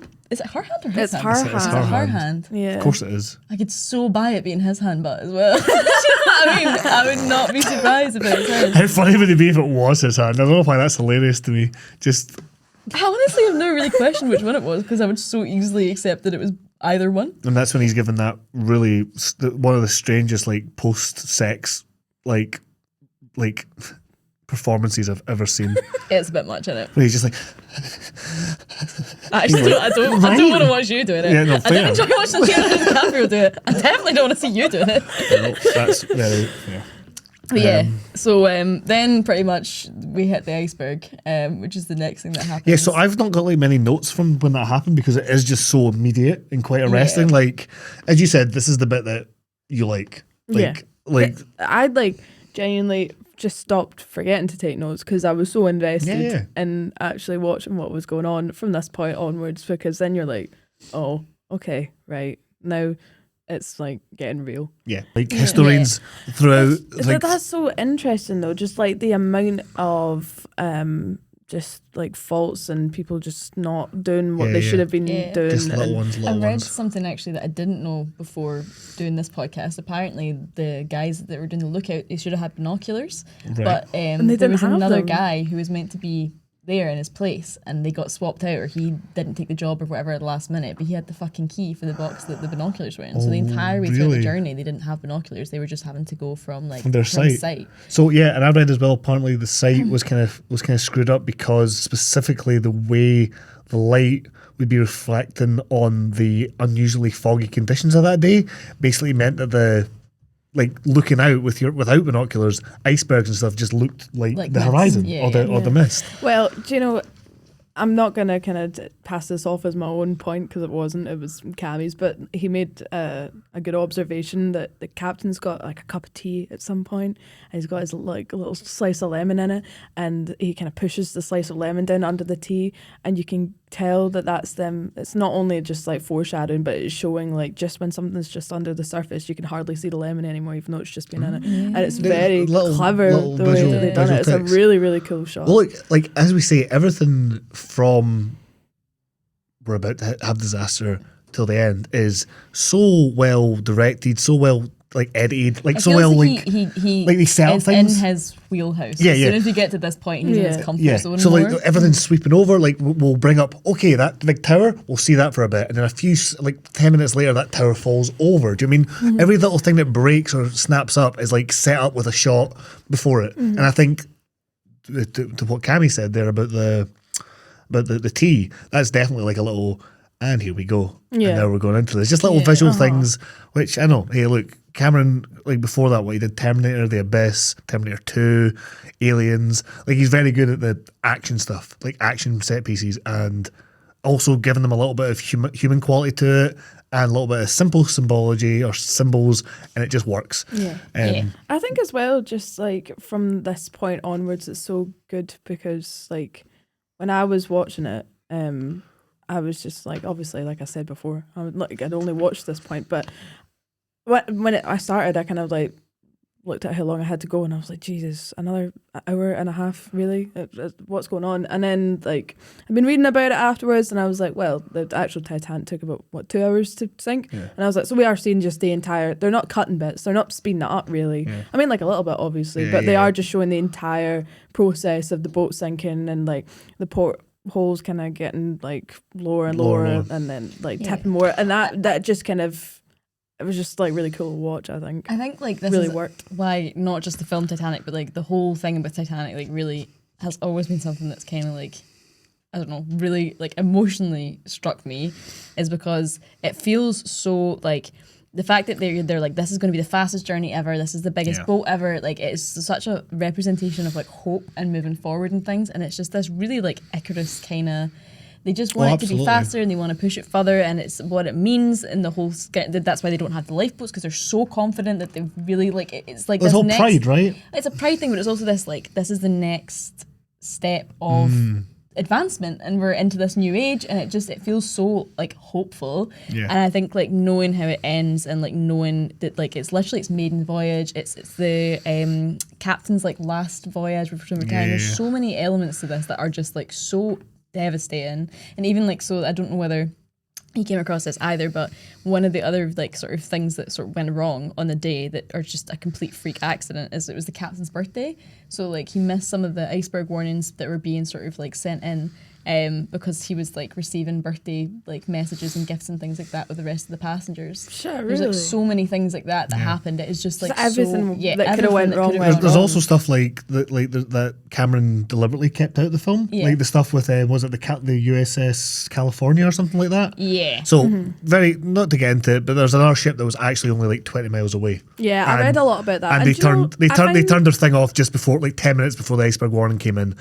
Cameron had a scene where that was filmed, but at that point he was like, at this point to start introducing that element, the idea is if this is the world and the world's collapsing on the ship, we don't need to jump to somewhere else. Like, I mean, I get what the point you're making here, but it's just totally void given that they get chased around with a man with a fucking gun. And well, at least it's on the Rose ship. almost falls off the boat. Like, it's not like he's shy of being like, oh, more peril, more sadness, more reasons. I think it's because it's all within the ship. I think he anything goes on the fucking ship for James Cameron. But if you're not on that ship, then he doesn't give a shit. Okay, yeah, so obviously first casualty straight away happened in the boiler room, so like we know immediately this is going to be bad. And obviously we know that from context anyway, but it doesn't, as soon as the iceberg hits, we're straight into that sort of like, we're in this part of the film now. There's this before and now there's this. And yeah, so Victor Garber's character, Mr. Andrews, he's the one who's just like, nah, guys, like this is it. Like, here's the blueprints. The boat will sink. It's going to sink. Let's just do what we can here. And I think, like, again, every time again I watch this film, I forget how quickly it does sink. Yeah. Like, it literally was like 2 hours. Well, the whole ship took 2 hours and 44 minutes to sink, which is the exact amount of time that we spend in 1912 throughout the film's runtime. So Cameron clearly went, oh, I'll do that. So I think that's just a little interesting factoid as well. But again, so quick. Yeah, it is. It's so fast. And yeah, so people obviously start getting lifeboats straight away, and the third class passenger being denied access up the stairs. And this is where the Irish character, I keep forgetting his name, but he is really kind of coming into his own here as well, and gives a really good performance, in my opinion. Because every time we go back, and this is where it frustrates me with the gun chase. I think this is the most self-indulgent example of a lot of things like this, but I think at this point I start to get so much more invested in not just what's going on with Jack and Rose, but everyone else's journey, and everyone else's it sort of feels as if we're robbing from moments of like, I wanted to spend more time with these characters. Well, yeah, especially given I think because in my research for this, James Cameron apparently 150 extras. He apparently gave them all detailed backstories and reasons for why they're on the ships and things to do. There was training. There was apparently like training videos going on in the wardrobe of how to act in 1912, how to interact. So there's a lot of thought put into these background characters, and that really shows. And then it's just like, okay, but now we're doing a fucking stereotypical chase scene down a hallway. And like, this is it. So and look, I love Villainous, but come on, man. I do. I love like the journey that we go on with Jack and Rose throughout this this next bit, because oh my god, like, I mean, I obviously don't, like, you know how much this has affected me, this fucking film, but there are just so many bits that are like repetitive. So obviously Jack's cuffed, Villainsby's just like letting bullets roll off a desk that is sideways, my being like, the favourite ship's moment. sinking. Rolling. You know, I do think this ship might sink. And you're like, He doesn't Villainsby, give a fuck either. rolling that bullet. Fucking maniac. No regard His for only his meaning own for life. life is just fucking killing Jack. What And did he's he like, do before this? He's a police officer. That's the point. He's a cop, which makes a lot of fucking sense. Because Right. that's what Jack said. He goes, this guy doesn't let up. And Rose like, I think he was a cop. Oh yeah, tracks. And then Villainsby peeks around the corner and they're like, ha ha ha. Irish music plays and they run. There's like 3 chase scenes in this film. I forget where we're at with them. Yeah. Jesus. So many fucking chase scenes. But yeah, I'm just like, man, what was this guy's purpose for life before this all kicked off? Like, Yeah, he it's just- just so, and you can see it, like, see that first scene where he works out that Jack had his shoes off and he went to save her. He's like fucking salivating at the mouth. He's like, fucking, Oh, I meant my to bring up God. that scene earlier. That's a great scene when he shares a smoke with Jack and then he's like, He your goes, bits are can I off. bum a smoke? And then Jack takes 2 and puts one behind his ear. I was like, sexy. Yeah, Cheeky. that also explains so much about your, dating history as well. That's why that would work. But no, I've just written here, class wee madman, because he is. Yeah. He's just class. But yeah, so yeah, so we get, basically, he's obviously chained up. Villainsby is just like, yep, I'm going to bounce. Good luck with that. Rose gets on the lifeboat for the first time in the many lifeboat getting on and offs that happen. But she gets on the lifeboat. Her mum's like, obviously stay. And she's like, nah, I'm going to go rescue Jack. She runs to rescue Jack. He's obviously chained up. Water's filling in. Things are not looking good. They can't find the key because Villainsby's absconded with it. just everything he can And then do. we kind of get this bit where it is again self-indulgent, but I do love this. If I was to keep one of the many wading through the corridors of the third class area whilst the water is rising sections, it would be this one. Because I sort of like that we get a bit of a kind of like Final Girl vibe from Kate Winslet in this moment where totally. she goes and she's gets got the axe. Yeah, that bit's cool. It's pretty, yeah. when she's I like kind of wading across and she's like holding onto the ceiling and she's got the axe in the other hand. Like she takes her wee jacket off when she's coming back. She's trying to get help, and then we get that Oh. brilliant Oh my character God, that I I would love love this to line. play. He's like, "Okay, miss, we'll get you out. No need to panic. No need to panic." And she like fucking hits him, and he goes, "What the hell with you?" And then runs away, and you're like, It is "Mate, brilliant. fair enough though." I was like, that would be your casting. Yeah. It would be me, and you'd be like, Abby, I'm going to save you. And I'd be like, no, Swanny, no, listen to me. No, listen to me. We're going the wrong way. And I'd be like, Swanny. And then you would just be like, What the hell with you? And then I'd definitely feel bad and come back later and drown. yeah, That's probably. what would happen. But no, But obviously, yeah, I do like this little section, and we get far too many sections like this. yeah, like the This is the guy one I would keep. the guy with the wee kid. Like it's sad. It It's a is bit- sad, but we have that whole. We spend so much time holding onto pipes and moving through, and it just like honestly, it happens 3 times. Yeah. And then we've got the chase scene with villains. Like there's so many different times Then we where we're get just Cal. going round and round. Two this different fucking shit. gates that the people aren't letting the Oh kind of my third class God. passengers out Yeah. of. Like And then there's the one where they drop the key and they're trying to swim around to get the key. that was kind of good. Yeah. That was kinda good. It was tense. But again, we're at these You only need it gates once, again. though. I'm just like, we spent so much time going up a level. How are we back here? Yeah. But again, does that not happen because literally they get Well, up- it's because Villainsby chases them back No, down. no, not Villainsby. Cal. It's Cal that chases them back down to the ship at that he point. takes the gun off of Yeah, he Villainsby. takes Villainsby's gun and chases after him. Yeah. Because that's like, all right, we're kind of jumping about, but again, the editing's there's so But much it's going just on. so difficult to pinpoint which version of which because it does get insanely Which chase, repetitive. which water Which corridor chase, scene, which third class But- corridor scene, like which so many man chasing someone with a gun. corridors. Aye. But no, I really do like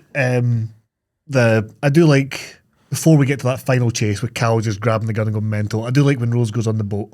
For that, is it second, third time, whatever time she goes on, and it starts to lower down. Yeah. And then Oh my god, this is gonna. I'm gonna go start crying. it starts to lower down, we get that moment, and then Jack obviously, I'll take over here. Jack obviously does that.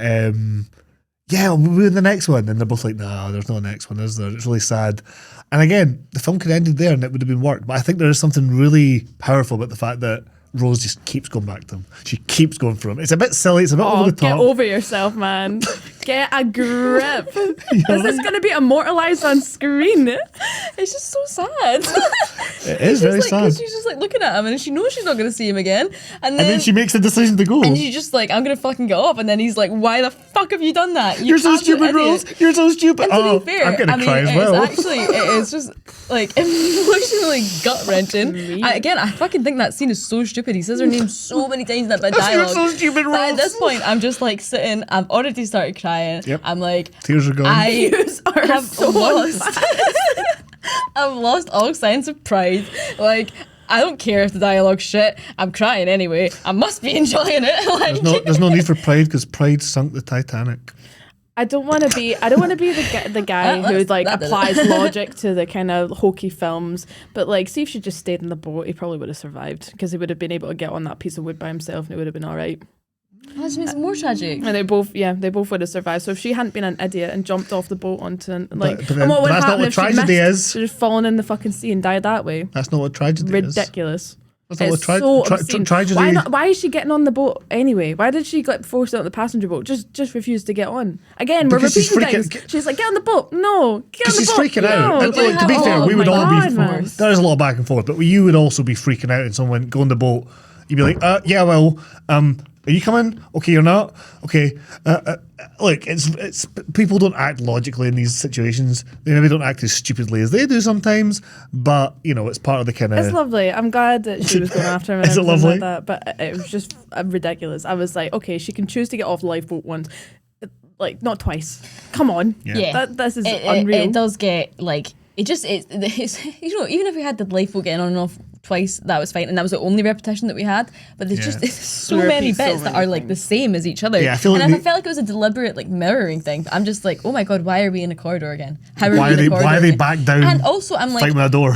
I swear to God, we've just seen like higher levels than this filled with water. Yeah. Do you know what I mean? Like Yeah, there's yeah. a bit, because I'll get there, but there's a bit where we cut to like a family in third class. Yeah. You know, and it's a really tender moment, and it's always been a bit in the film that's really got me. But Yeah, the this two time kids in the watching it, bed. they've just shown the upper deck, like main lounge bit with the stairs, like fucking blowing in, and then it's like them, the two kids in the bed, and the mum's telling a bedtime story. I'm like, Are you underwater? Did you just know be filled up- drowning? like that filled up with water ages ago. Yeah. We saw all again, those it's scenes the of it emotional, there. but again, editing wise, for the emotional consistency, it makes sense to show it Yeah, there. it But does. logically, it doesn't Yeah, make sense, like- which is kind of it's one of those things you got to wrestle the logic with the emotion Either we in this care film. about the accuracy of it or we don't. Yeah. Yeah. I mean, I feel like there's some bits where, oh my god, like the amount of level of detail that goes into Yeah. like, you know, they fucking recreated the boat. Yeah, no, totally. And then you get moments like that and it's like, okay, that doesn't marry up with how you've treated the rest of this. Yeah. Yeah. Like, Look, I don't mind it as much as you guys maybe, but I do understand. I would still rather we had it than not talk. Yeah. I would probably just rather. and then we had also it get earlier. that brilliant moment with the old people in the bed as well. At that point. Yeah. That's That was a true story as well. yeah, true story. And she, Sorry, I just worked at a really inappropriate I thought you time. were about to cry there. I was like, crying's She fine, no burping. refused to get on the boat. Basically, It was her line that inspired the whole "where you go, I'll go." Yeah, Because that's what she said yeah. to her husband, apparently. Because And someone- he refused to get on the boat because he was like, "No, I'm not taking up a space where one of the women or children could go on." And she was like, "Well, I'm not going anywhere without you."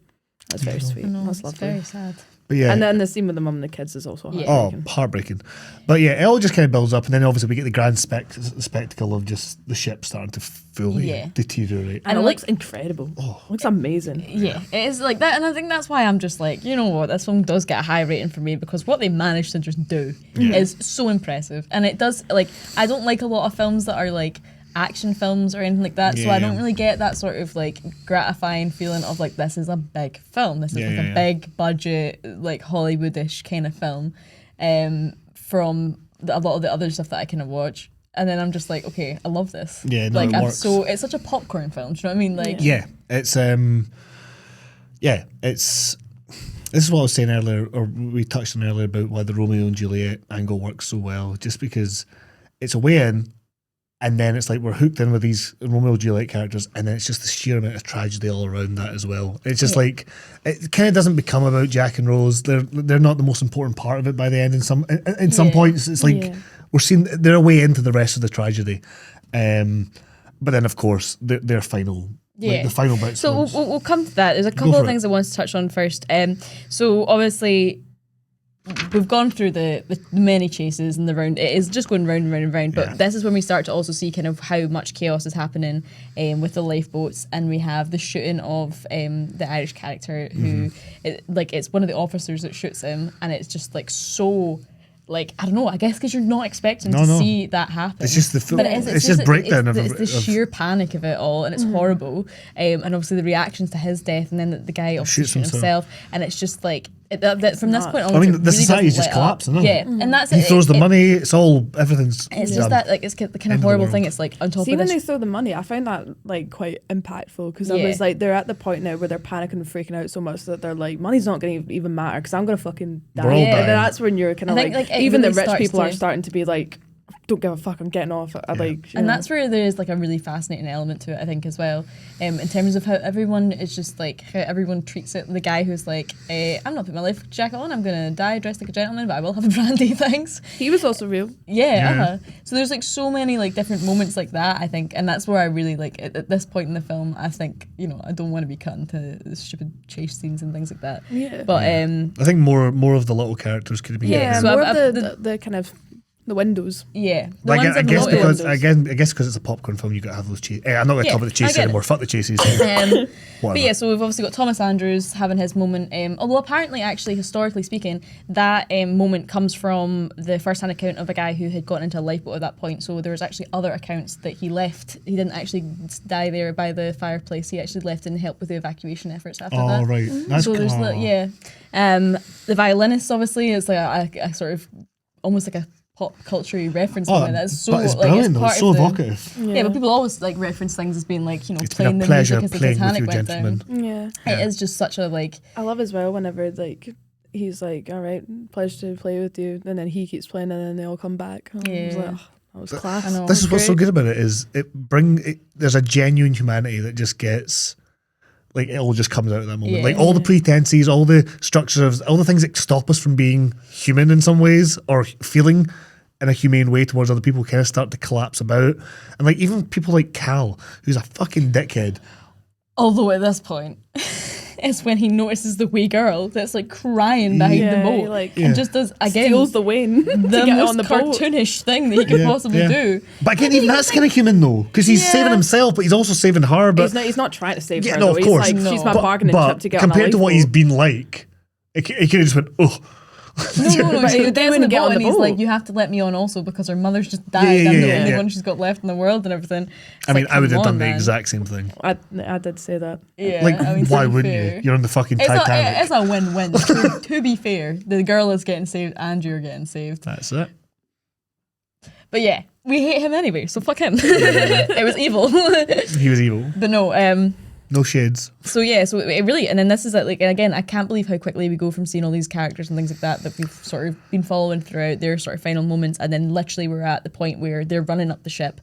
And I always forget as well, they have no idea that it's going to break in half. They must have been like, what the fuck is going on? They've made their peace with the fact that the ship is going to sink. They have no idea that it's now just going to like go up in the air. And like I mean, Jack seems to be incredibly intelligent about what's going to happen throughout this, because he's just like, right, we have to get to the tallest point in the ship, and then he's like, right, let's hang on to this side of the railing, and then he's like, okay, here's how to swim away so you don't get sucked under by the suction. And okay, a lot of it is like common sense-esque, but he seems to be the only person who's worked any of this out. And it'd be really funny if he saw someone else tell him and he was like, so this is what we do, and you're like, oh my god, you're so fucking well versed. Even in this, there's like little moments where I think like you're so endeared to his character. Do you see the bit where there's a guy who's going up in front of them and he's like, as I walk through the shadow of the valley of the shadow of death, and he's like, can you walk any faster? And it's silly and it's very like Hollywoody to have that kind of thing in the script, but I think it also does endear you to him. Have you seen the behind the scenes like footage of them filming that as well though? It's fucking nuts. They just had that like a conveyor belt kind of thing essentially, where they would just like lift it up, and those actors were just actually just sliding down the fucking boat and hitting everything on the way down. Like that's nuts. They're like nuts. It reminded me of like being in soft play. That's what it looked like. You know, you're like hurtling down a slide in soft play and just hitting all the like big plastic pillars and stuff like that. It just looks like that. It looks so fucking painful. Jesus. They were actually just doing that. Yeah, they were. God. But so obviously then the ship goes under. They manage to swim away from it, and then they're in the water now with all these people, and Jack infamously finds a piece of debris that is floating in the water, and Gets Rose on it. I don't understand how there was so much debate about this for like years, because everyone's like, they could both have fit. It's like They show you him. They show you him tipping it over. And they both tried to get on it, and it's like two, like they can't both get on it. It's not. I don't. It's like, I just think, just make it a bit smaller. yeah, make it a bit smaller, or just like, try more than once Do you to get know- on it. yeah. He tries once to get on it, and then he's Yeah. like, this isn't going to work. Do you know- Again, I mean, they've Mr. come- Physics over here. Do you know This why is He's never going to work. knackered, man. He's done like a fucking 10k in this boat by the time this. Right? Oh, Villains gets his last laugh. Oh, but like, no. Do you know why they used that exact thing? I did. It's like part of the part of the original ship. architecture. Yeah, part of the architecture that they did discover that bit. So it's right, actually okay. based on a real thing that was found that someone was on. Yeah. So they went, right, we'll use that. Okay. So look, it's fine. If they didn't even address it and she just went on it, but they did it once, and that's at that point. I don't need 3 attempts of him trying to do this. The film's 3 hours and 15 minutes. Yeah, Fuck I it. guess from that point of view. But people are always gonna. I just don't understand how everyone was like so fixated on the fact. I was like, well, clearly the reason is that they wouldn't have them both on it. Like, Yeah. Well, it's just so many people. But as well, like, people can debate about, the practicalities of it all they Yeah. want, but Jack kind of Basically, has this to entire die fucking to podcast make is the about- point of the film. The point Yeah. of the film is that she wants to die, he wants to live, and then by the end, through their love and everything that they went through together, he dies, and then she inspires decides her to live. Yeah. Yeah. So, like, he's going to need to die. yeah, and- How else are you going to get him to die? It's you like know? saying, "Oh, why did Romeo have to like die at the end of like Romeo and Juliet?" You're like, "Because it's Romeo and Juliet, man." Yeah. Like, Because it just looks better that he's in the sea. They've got Yeah, that the film kind would of... not be half as good if he had just Also if, got if on it the had been a boat. happy ending for them, because that would not have the been point. It's not the yeah, point, it yeah. would have been actually in poor taste probably. yeah, it would have been to have shocking be taste. Like, everyone fucking died, but we got a class marriage out of it. Chin chin. Yeah. You know what I mean? Like, that'd be shocking. But still, I don't want it to happen. And yet we're hurtling towards I it. understand, but I don't want it to happen. But so obviously, people on the lifeboats have a whole sort of Moral decision. yeah. It's very I don't know what the word is for it, but like not Lord of the Flies. What am I thinking of? They kind of have their own little microcosm of a. You know what I'm It's trying to it's say? a It's classical like ethical dilemma Yeah. sort of Yeah, thing. like, yeah. am I going to come Um, back and try and save all these floundering people, and then they could take the entire boat down, and Yeah. then nobody survives? And It's Kathy like, Bates does that perfectly. She's just Yeah. like, I don't Yeah. understand you. That's your men in there. Oh, that was like so heartbreaking, that bit. She's I was brilliant. like, Really just good like, man, performance. turn the fucking boat around. I know. Come on, Yeah. that is And then your man also, in like, there. I get. I mean, I'm not saying that it's the right decision at all, but they've just sat and watched people fucking fling each other off like the main boat for hours at this point. Yeah. Yeah. Like, What else are you it's gonna do? been, like mental. And It's then- just the debate as well of like, would you kill one How- to save 1,000? Yes, that's exactly what it Yeah. is. It's the. and also like, how would you decide who gets on the boat and when to like stop? Do you know what I mean, like, it would be so like. This is why you have This 40 boats. But this is it literally is like a moral, like a, what do you call them? Why have I A lost- philosophical Yeah, dilemma. it's like it is literally like the enactment of a philosophical dilemma. Yeah. Moral dilemma, ethical dilemma. It's just like that. The way that the guy goes about it isn't very nice. Yeah, it He's just isn't. like, I'm gonna. What is Okay. it? He's just He's like, like, I'm gonna kill you. chuck you off the side if Yeah. you don't shut up. Oh, The guy who's on on Kathy the Bates' boat, yeah, he goes, yeah, that was, yeah. He's like, yeah, we're gonna Look, have one everyone's less person on reacting. this boat if you don't shut your mouth or Yeah, something. everyone's She's reacting. just Everyone's like, been heightened. I could totally imagine him saying that and going, "Oh, that was maybe a bit fucking much." But like I'd do that. I'd be like, "Mate, can you shut the fuck up? We're gonna die."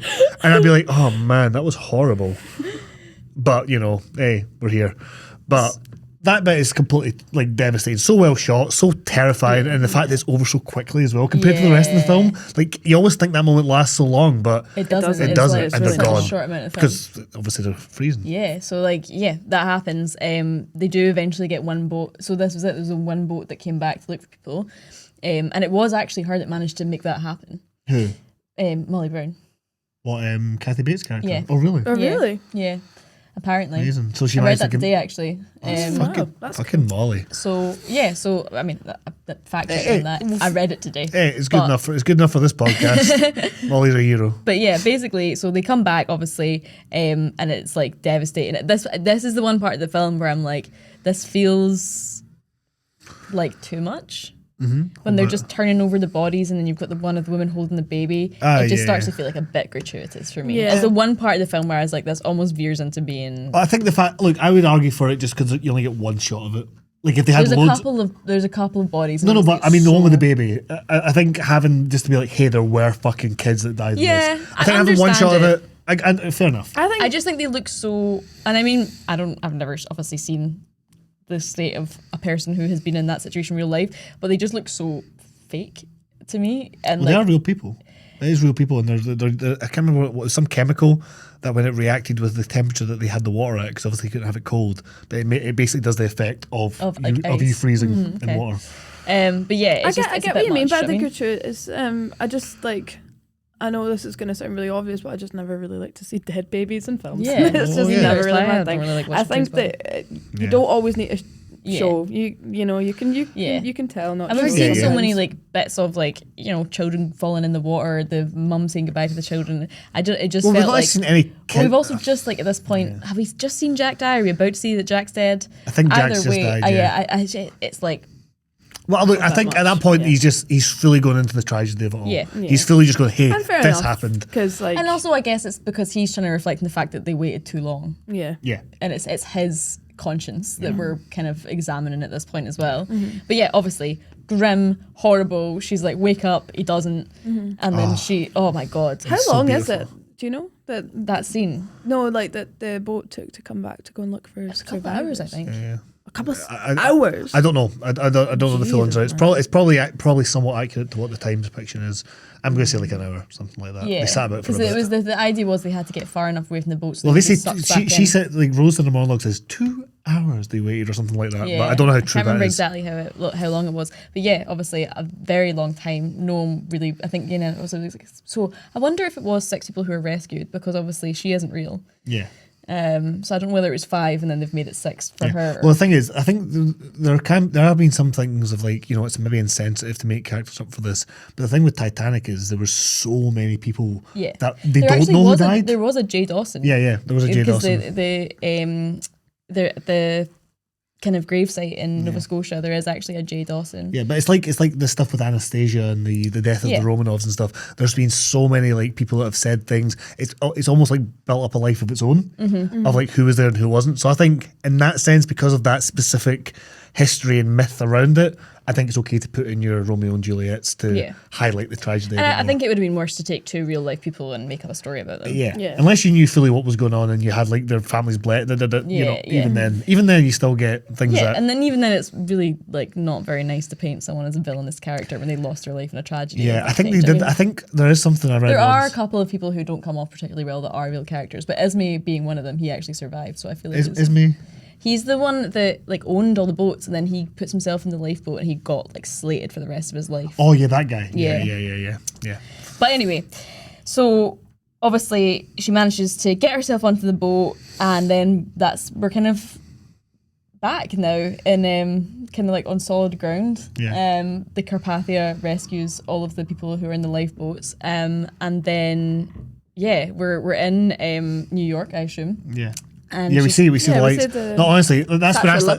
It's from that point on I start to get kind of teary. I teared up during the like Jack and Rose final sequences together. See the bit when he's like, "You're going to have lots of babies. You're going to make so many babies." That for me is really real. Yeah, and it's just like, that made me tear up. And then as soon as we start doing all her looking up at the Statue of Liberty, the big panning shots, and then Cal coming in and missing her. It all just flows so well. I think it's because we spent so much time with them trying to like be together and try and make it work, and like evading so many ridiculous numbers of mortal perils, as you put it. And then it's just like, oh my God, he's just not there. And like, this morning they were running about the Titanic trying to save each other's lives, and they're just. And then the beautiful, she gives her name. So now you know there was a man named Jack Dawson. Blah blah blah. I know, and like that's the thing as well. Is like obviously, this is where Cal is still just like sulking about, like still trying to find her. And there's an element of like, oh well, I guess that's kind of.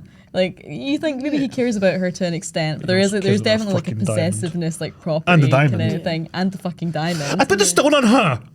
It's like one of his last fucking lines. And Phil's be like, what could possibly be funny at this moment? I put the stone in my jacket pocket. It's coming from him. And it's like, haha, the boat's going to sink. You're going to die. I'm going to die as well. I put it in my jacket pocket. I put a jacket on her. Great. Fucking way he delivers it. He's like that, pointing his gun like a... He is just doing the most. Billy Even at this Zane. point, he's still doing the most. He's just like cutting about, looking absolutely fucking evil. And I loved it, like for no reason whatsoever. She's like, yeah. Anyway, then he put a pistol in his mouth in like 10 years' time, and he died. And it's So like, I guess I was so right. spiteful. The way that she like delivers that, I was like, oh well. Yeah, it is very spiteful. I love it, but And then, yeah, obviously we like just because we're now into the final moments. yeah. Yeah. So this is about before we do the final sweep and the final shots and talk about how emotionally impactful that is. The thing that I really like is obviously.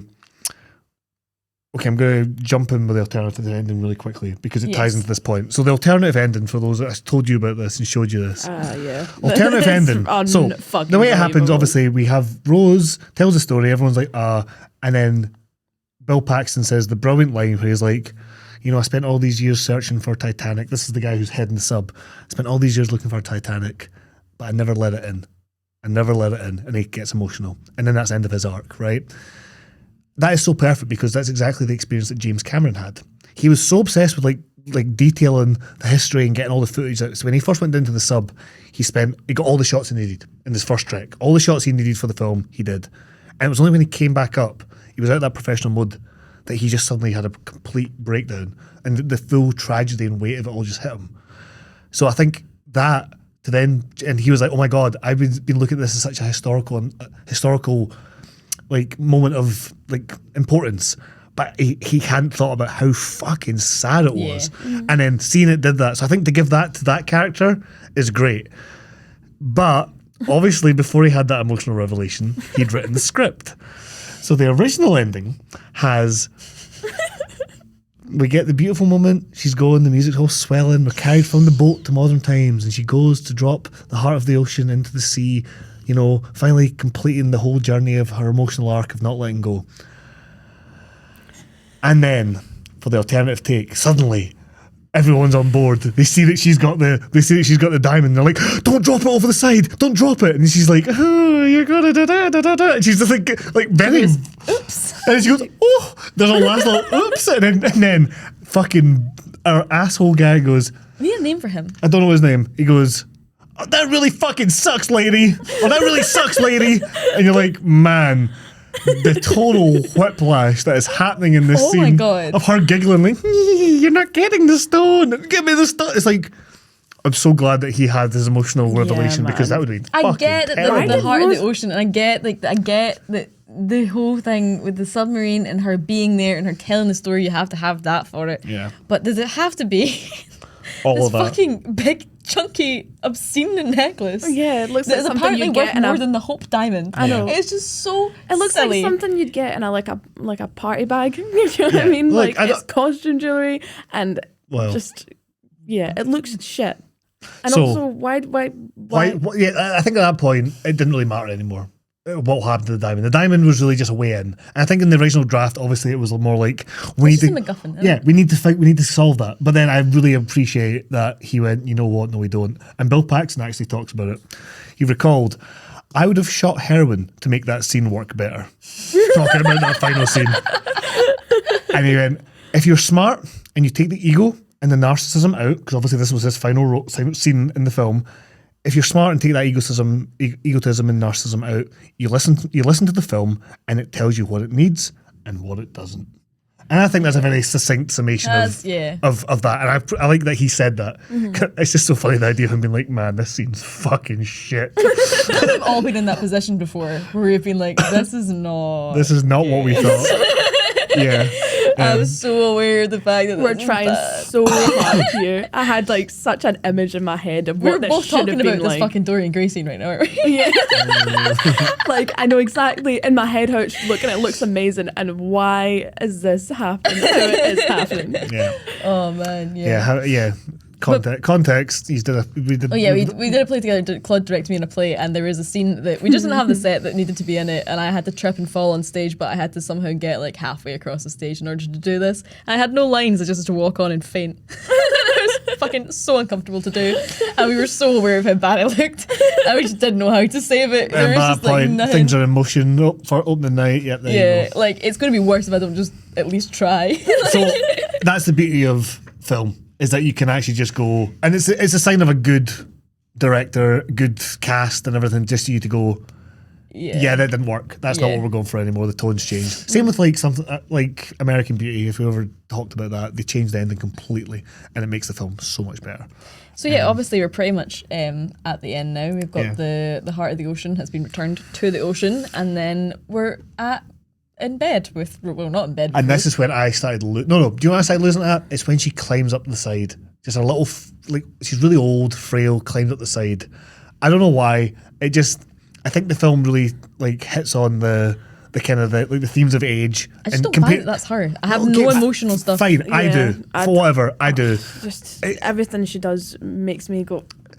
Yeah, like, I get you. No, but can't. Like, I think there is something very powerful and universal going on. Like the idea of like, hey, never lose that fire. And she never, we see her, like, even though it's cringy and wacky as she is, she hasn't lost that kind of edge.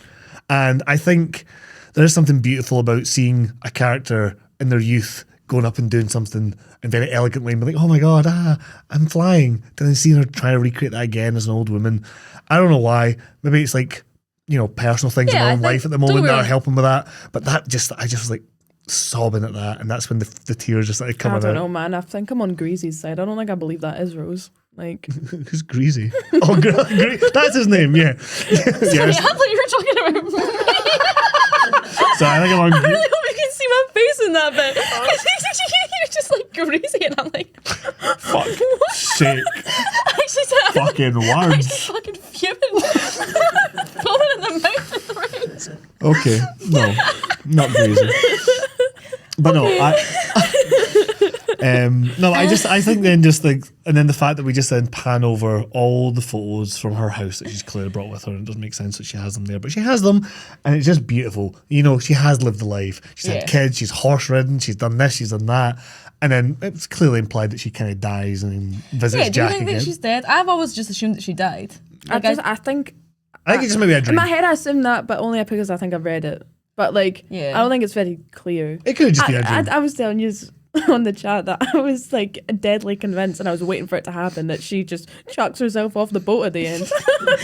You've like Mandela affected yourself. Yeah, I was totally like waiting for it because I was like, oh shit, she's getting on the railings now. She's gonna jump off the boat, and then she just never did. And I was like, maybe she does it later. And then the credits rolled, and I was like, I thought she was going to jump off the boat. Like, I thought she jumped off the boat to go and meet Jack in the sea.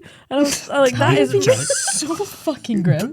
Right. Yeah, right? Don't commit suicide. Like, keep living until the right moment. No, yeah. I mean, until you're back at that point. No, I mean? It's not like that. I thought she was suicidal. I thought, right, she's 100. Like, you know, she's gonna die soon anyway. But she's like, I want to die with Jack, my true love. Yeah, no. But then it never But he wouldn't have wanted that. I don't know where the fuck I got that from though. Like, I was so convinced. I was waiting for it. Fucking as demonstrated for about half the runtime of this film, a horrible death. I know. The film really makes a point of saying that. Like, yeah, it'd be shocking. Like, she's like, need to feel it though. No, Jesus, right. I think.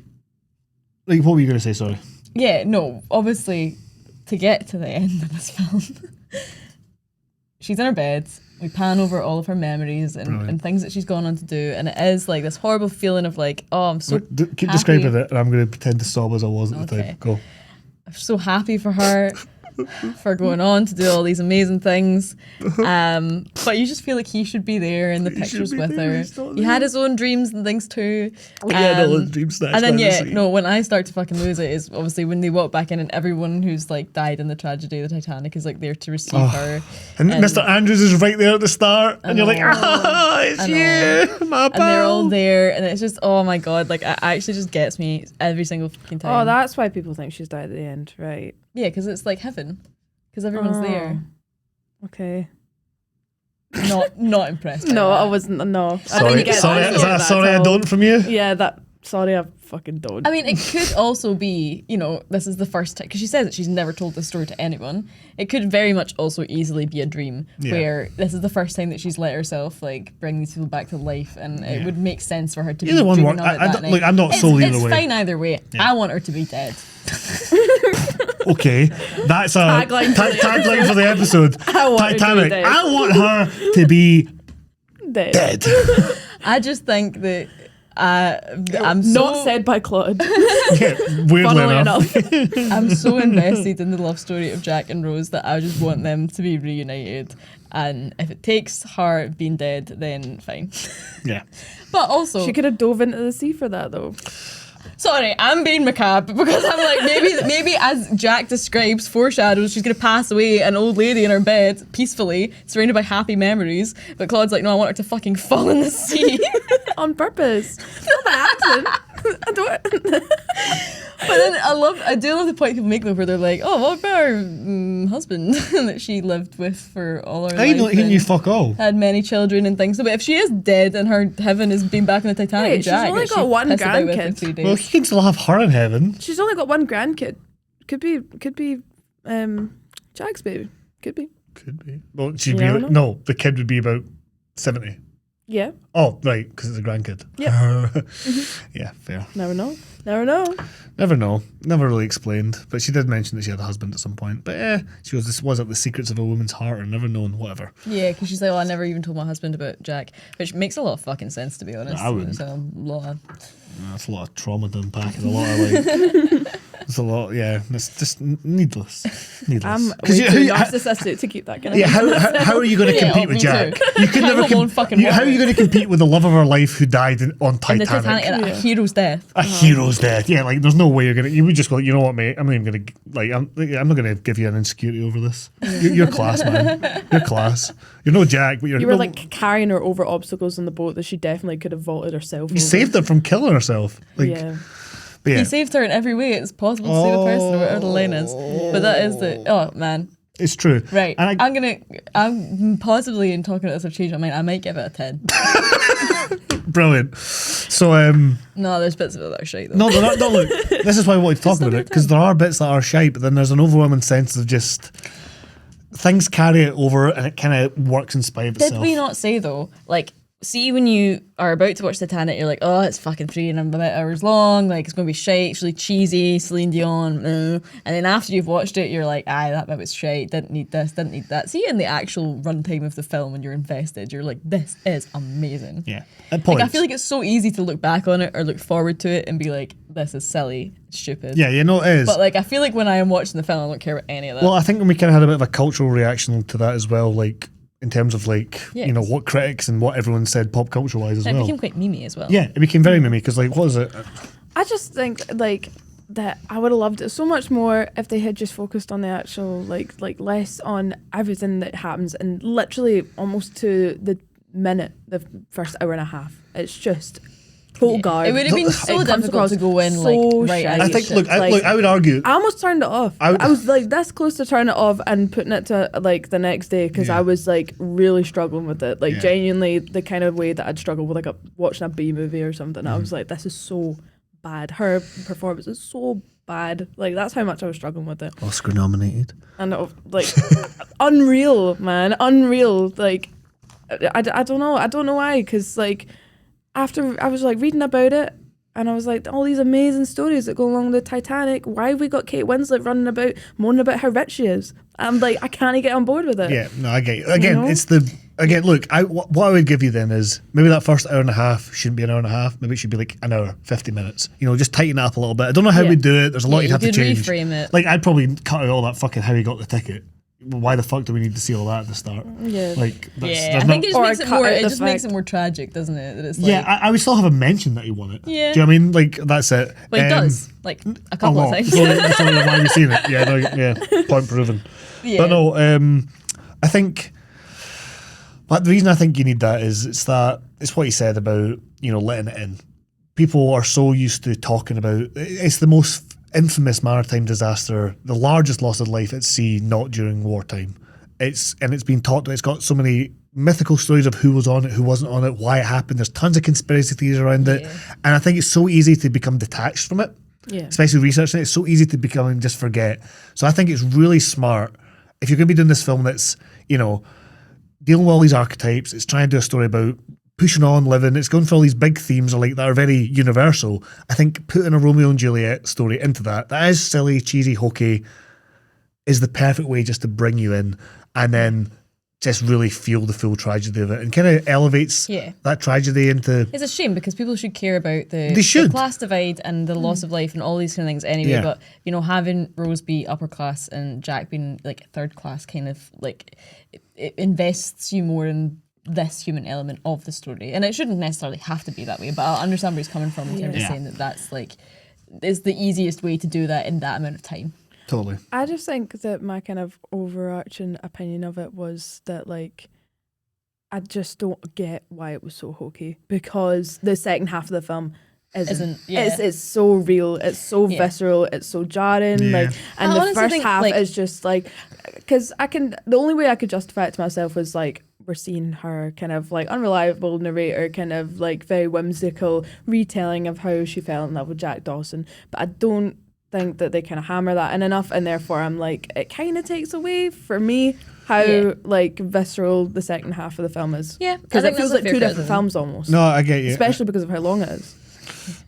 Get me.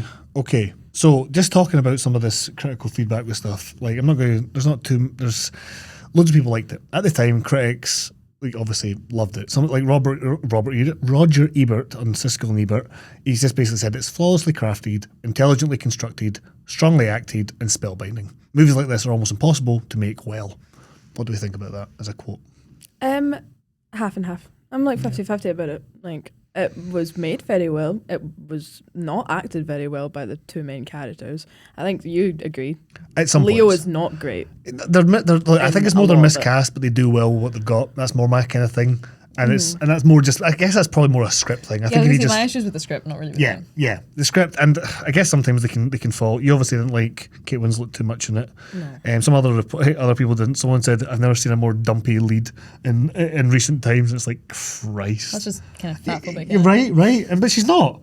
Really isn't. Like, I don't think it was necessarily a comment on that. I think it was just this. Oh, slovenly. They called her dumpy and slovenly. What does that mean? Slovenly's like unkempt. Unkempt so that doesn't seem. I mean, when the ship was sinking, like I don't know. I think they're just when she was wading about in the water. I think the thing is, it was a huge. The casting process for Rose was like huge. It was like compared to like casting of Gone with the Wind. Like how many people Gone with the Wind? How many people were up for that role? Do you know what I mean? And eventually went to her. So I think some people had their own favourites in mind, and were just like, never seen a more dowdy or sharp. That is shite. That's it's not even a good criticism. No, agreed. Bitchy. Here's another one. Realreviews.com. James Berardinelli. You don't just watch Titanic, you experience it. Yeah, I think it definitely does have, like, it has that feeling to it, doesn't it? Yeah. As I'm saying, you get so invested in it. Like, do you know the other thing as well, we were talking about castings and things like that, do you know that it was meant to be River Phoenix? Was it? Yes. Was it meant to be River Phoenix? Yes, oh my God. Wow. That'd been great. But again, it's still really young casting for him compared to, because he looks really young as well. Yeah. He's 19. Oh, fuck me. But anyway.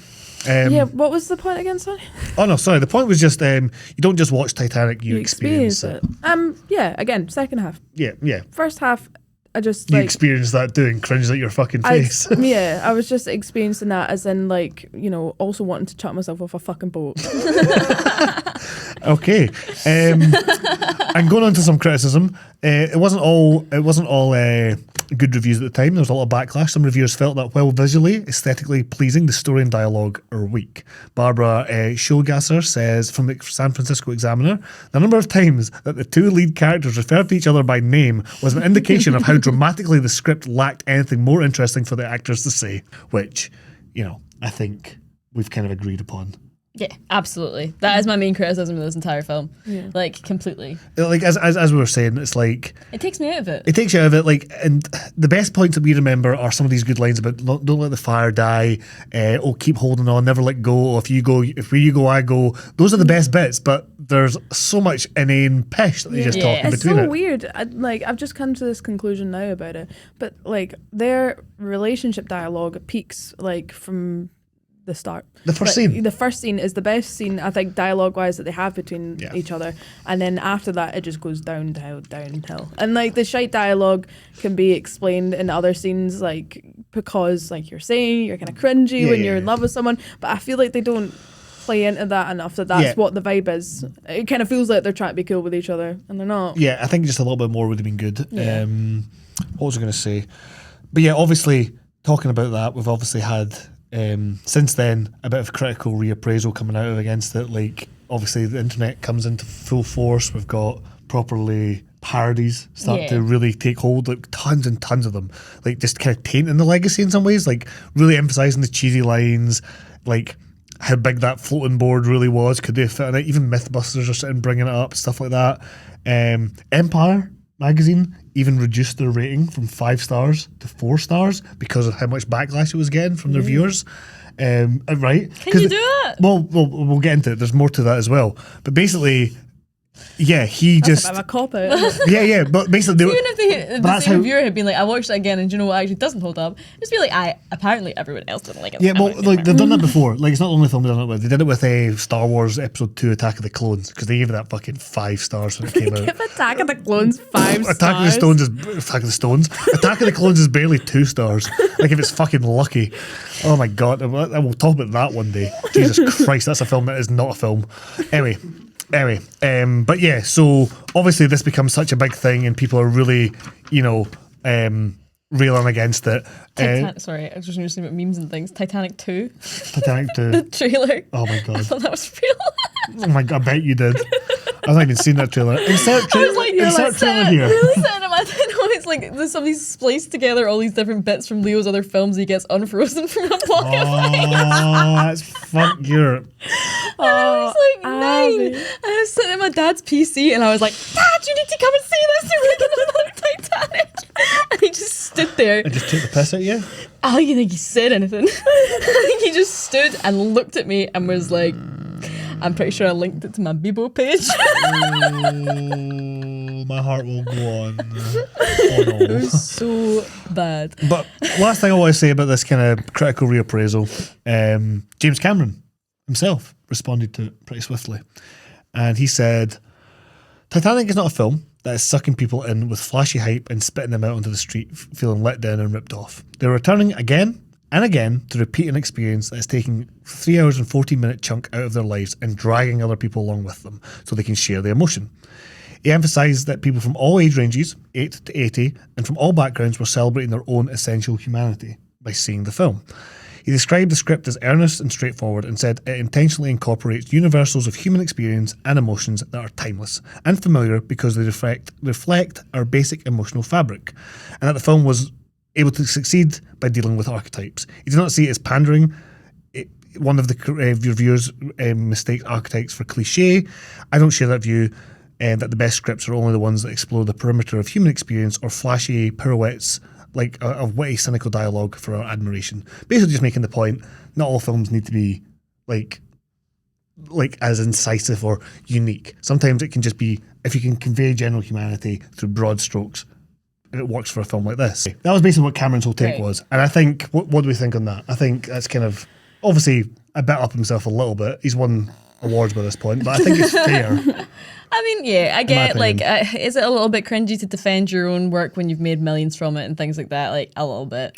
I guess if... He's responding directly to the critics that talk he about got asked about it. archetypes. He got asked, hey, some All people right, are if he saying... was asked the question, fair enough. Yeah. But if you just come out and been like, nah, I thought it was good. Yeah, he's responding to the Yeah. backlash. This is in 98 as well. So this is like just after it's come out as well. I don't know. I think one of my issues with it is the kind of archetypes, and like that's one of my main issues with it, where it just feels a wee bit insensitive to what the actual tragedy was, and I think it feels insensitive to the groups that they are kind of talking about as well. Like I said, with the spitting scene, just like the entire party scene in the kind of third class bit where they're just portrayed as being drunks and fighting and stuff like that. I was like, yeah, that's really insensitive. And he's like, yeah, you needed that to, in those archetypes to kind of show off humanity. And it's like, well, no, they're stereotypes and they're offensive they are stereotypes. So I wouldn't agree with that. I think it's just kind of offensive and kind of rude. And again, But it's real though. Like those things do happen. Like people do drink and sing and dance like that. Like, I mean, It's very over-exaggerated. it's very Yeah, over-exaggerated again- for the point of the film, and like maybe just kind of maybe not. don't do that. No, I Like, show people having a good time, but they were just being like, look at this guy. He's fallen over because he's so pissed. He's got up and he started drinking a pint again. It's and not it's that like, you have to lose the dancing or the drinking, or it's the drunkenness and the spitting. Yeah, Like, I do gue- you know what I mean? I Like, gue- I you guess can it's- have the fun and it's have a the fight stere- without I- them. yeah, I guess it's a stereotypical shorthand that we could have explored a bit longer with, as opposed to 40 chases with villains being towards the end. That's a fair point. I don't mean explore it more. Just take out the bits that just- are a bit nasty. The You know, entire they're Pac-Man section of the end where it's Yeah. just fucking chasing because around. they don't have any really like kind of what's the word, like offensive stereotypes about the rich people. They're just like, oh, they like caviar and they're kind of boring. Well, And that is not, a stereotype of rich people, though. yeah, but it's like not as kind of offensive. I mean, I think they're all being stereotyped, to be honest. I Yeah, no, I agree with that. I argue agree with that 100%. They are. I guess one's But, punching like, down more than one. Yeah, like poor people are alcoholics and rich people like caviar. Is that really the same thing? I mean, No. no, but the rich Not people are really. also shown to be alcoholics as well, and they talk about how much sherry they're always drinking. So I think it's everyone's more being like the rich people stereotyped. the rich people are shown to have no regard for human life. Yeah, Like, that's probably- their the stereotype. Yeah, interesting though. But yeah, so But then Empire eventually reinstated the 5-star rating, saying, yeah. After all this, fucking me sitting here in my fucking I'm not gonna film 10. undergrad being like, I'll I'm give it definitely not giving it a 10. I might give it a 10. I might not give it a 10. I don't know. Yeah. But I don't write for fucking Empire. so Empire eventually reinstated its original 5-star rating of the film, commenting it should be no surprise then that it became fashionable to bash James Cameron's Titanic. Not that they're holding up to it though. At approximately the same time, it became That clear is that this was the planet's unbelievable. favourite film ever. That's what they're saying. So they've just went like, yeah, I love this, and then they're like, everyone hates James Cameron. 'cause they were Fuck get- this it's film. 'cause- And now they're like, it's 'cause they oh were wait, getting inundated. Titanic's had a kind of resurgence. People are saying they like it again. So do I. Yeah. That's ridiculous. You know, it's because they were getting inundated with hate mail about it, because the furore of how much. But think about it from this context. The film was the biggest film of all time at the time it came out. Highest grossing film, still in the top 5 or top 3. And no one thought it would do that, right? So obviously that's happened. It then goes on to win a record number of Academy Awards, and everyone's going on about it. Empire's getting it 5-star, and it's there everywhere. And then at this time, this is when a lot of like interaction with your magazine is going to be a lot stronger than it is nowadays. Yeah. So they're just getting inundated with how it's so cheesy. It's all this. It's all like, the fair criticisms we'd have. Yeah. So I can see why they would do that. I think it's still a bit silly, but at least respect them for going, hands up, we fucked it. a little bit, but also it is just a bit ridiculous. Yeah, yeah, I've I mean, like, what? Just stick with your original times. But we'll change. But- We'll change opinions on it. We've gone back and Yeah. forth on it. I used to But I get. don't think you need to But we go don't back and write change for a fucking Empire. point of view. Like, they've done it with a lot of things, and it's interesting. like if either they way. were doing like the best 50 films of all time, and then they're like, oh, Titanic was 10th, and then 20 years later they're like, actually we've reviewed this, it's gonna go it's not on the list. Well, I anymore. think they did it because they were then coming out with their 100 best films, and they put Titanic in it at some Oh, point. okay, fair Okay. enough. Well, I don't know. So just to finish off, what are we rating Titanic today? I'll go first, since I'll probably have the more middling one. I really loved it when I was younger. Didn't like it that much when I started rewatching it years later. Kind of settled my opinion a few years ago when I caught the back half of it again, and watching it there. Yeah, I think despite it has got some cheesy bits, could definitely lose 15-20 minutes at certain points. Could maybe explore things a bit better, nuance. Performances could be better. Casting for the two leads, I would maybe change a little bit. But I think overall, the sheer humanity comes through. The emotional core of it is so fucking tight for me, and the technical, it is technically marvelous. And compared to the other highest grossing films of all time, like Avengers, Endgame, or what's the other one? Avatar 1 and 2, I would much rather a film like this have that spot. So that all getting weighed in with how I actually feel about the film, I give it like a 7 out of 10. And I think I'm pretty solid on that. Whereas with Twilight, I struggle a bit more, like when we did that last week. With Titanic, I'm quite firmly 7 out of 10. Okay. I'm gonna go. Do I go with Abby first? I want to go to Claude first. I haven't decided. For fuck's sake, you meant to be the solid one. Okay. Right, go. I'm gonna go with 5.5, and that is. I know that sounds really harsh, but I only really found half the film watchable, so I'm gonna give it half my score. I found the latter half of the film incredible. Really, really good. Would that not bring it up to maybe a 6 then? No. I've debated it in my head, but I think that the the first half wasn't just like kind of shit. It was borderline unwatchable for me. Like I just hated it. And I was like so close to turning it off, and then just like watching the second half the next day because I was just like so scunnered by how like much I didn't like it. And I couldn't even enjoy the kind of little nuggets in it, you know, of dialogue about like going on and like, you know, never giving up and stuff like that, because everything that surrounded it was just so hokey and out of place and insensitive, and just kind of like made me go like, oh, this is a bit. This actually happened. Why are we portraying this like this? But the latter half of the film, absolutely amazing. The having kind of researched it afterwards and seeing how they did all the effects and stuff like that they, you know, crafted the entire Titanic essentially for it. It's very cool. That's why I'd probably give it a 5.5 for that. Abigail? I just Don't listen to her. You can have your no. emotions. Well, this is the thing. I don't think it's a perfect film. It's really 10 is a perfect score. So how can I give it a 10 if there's so many things I would change about it and didn't like? But at the same time, I'm very much also just going to give it a fucking 10. And I don't want to, I'm not going to apologise for that. And I don't feel like I need to justify myself. Why would we justify in a podcast about talking about films and justifying our opinions? Why would we need that? Fuck the justifications. I didn't justify my joking. Twilight 10. The only difference is I wouldn't change a single thing about both Twilight. gave Twilight a 10, and I was like, guys, come on. Yeah. Well, to be honest, these are like two of my favourite films. So Yeah. pick something I like. Oh, we will. Oh, I've got plenty. Right. Loaded. We should wrap this up, but I do want to hear your poisoning story. Right. It's the last thing. So I've got a couple of funny little facts. Just the poisoning one. Just the poison one? Yeah. Yes. Oh, okay. I've got so many fun. There's too much to talk about the film, Yeah, to be fair. exactly. Really Right. fucking long So, let's get this up. So, we'll cut all this out. Right. We will?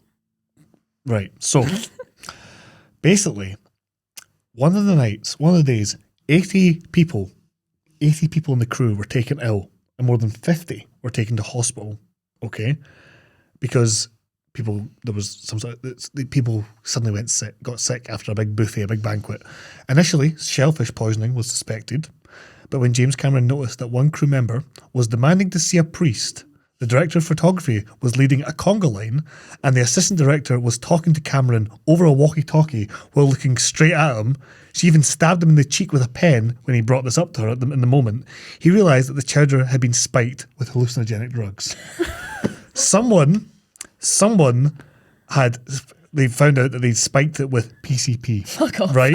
So he realised... Make a film with the fucking Titanic and everyone's off their tits. Yep.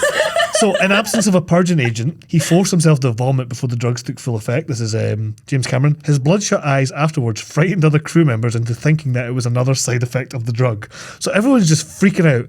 Bill Paxton felt listless for 2 weeks after the incident because although it only lasts a few hours, PCP, apparently it can stay in your system for longer. The culprits were never caught. Some Mad agent. God. But do you know the thing I can't go over? There's some theories. PCP in fish soup. Are you fucking kidding me? That's the last thing I'd want to be poisoned How via. much would you have to put if it was, 70 crew members or something? 80 people. Just the idea of that many people eating from one thing of soup is minging to me. That is kind of Well, it might be boring, in a few because basically the culprits were never caught, but some disgruntled crew members who had been fired were suspected. But Cameron himself always believed that it was an ex-crew member who he had an argument with, the caterer, and subsequently poisoned the chowder in an attempt to get the caterer fired as well. That's what Cameron believes happened. So the production is just as hokey as the actual film. Low key though. Do you think it was Villansby? I think it was Villansby. Let's be fucking Villansby real. wasn't on fucking set that day. It was the Was submarine. Villansby? No, Bill Paxton was there. Oh, fair point. Yeah. Okay. It was probably that crew. Who says But he wasn't looming in the corner with Mate, his he arms was- folded, just nodding as everyone was Yeah, he was in character. And He was in character the whole time. He got really method. James Cameron knew about it, but he he is let him just off. that. So what's even worse is the woman. It's the worst film you want to be tripping balls to. Yeah, Gloria Stewart, 87 years old, right, playing the 101-year-old woman. She thankfully didn't eat anything from that. If she had, she could have easily died. Oh my god. Oh my Could you fucking God. imagine that? All right. Fucking- Well, That is thank it. you so much for joining us on the Sorry I Don't podcast. And we'll see you next week as well. Thank you very much, guys.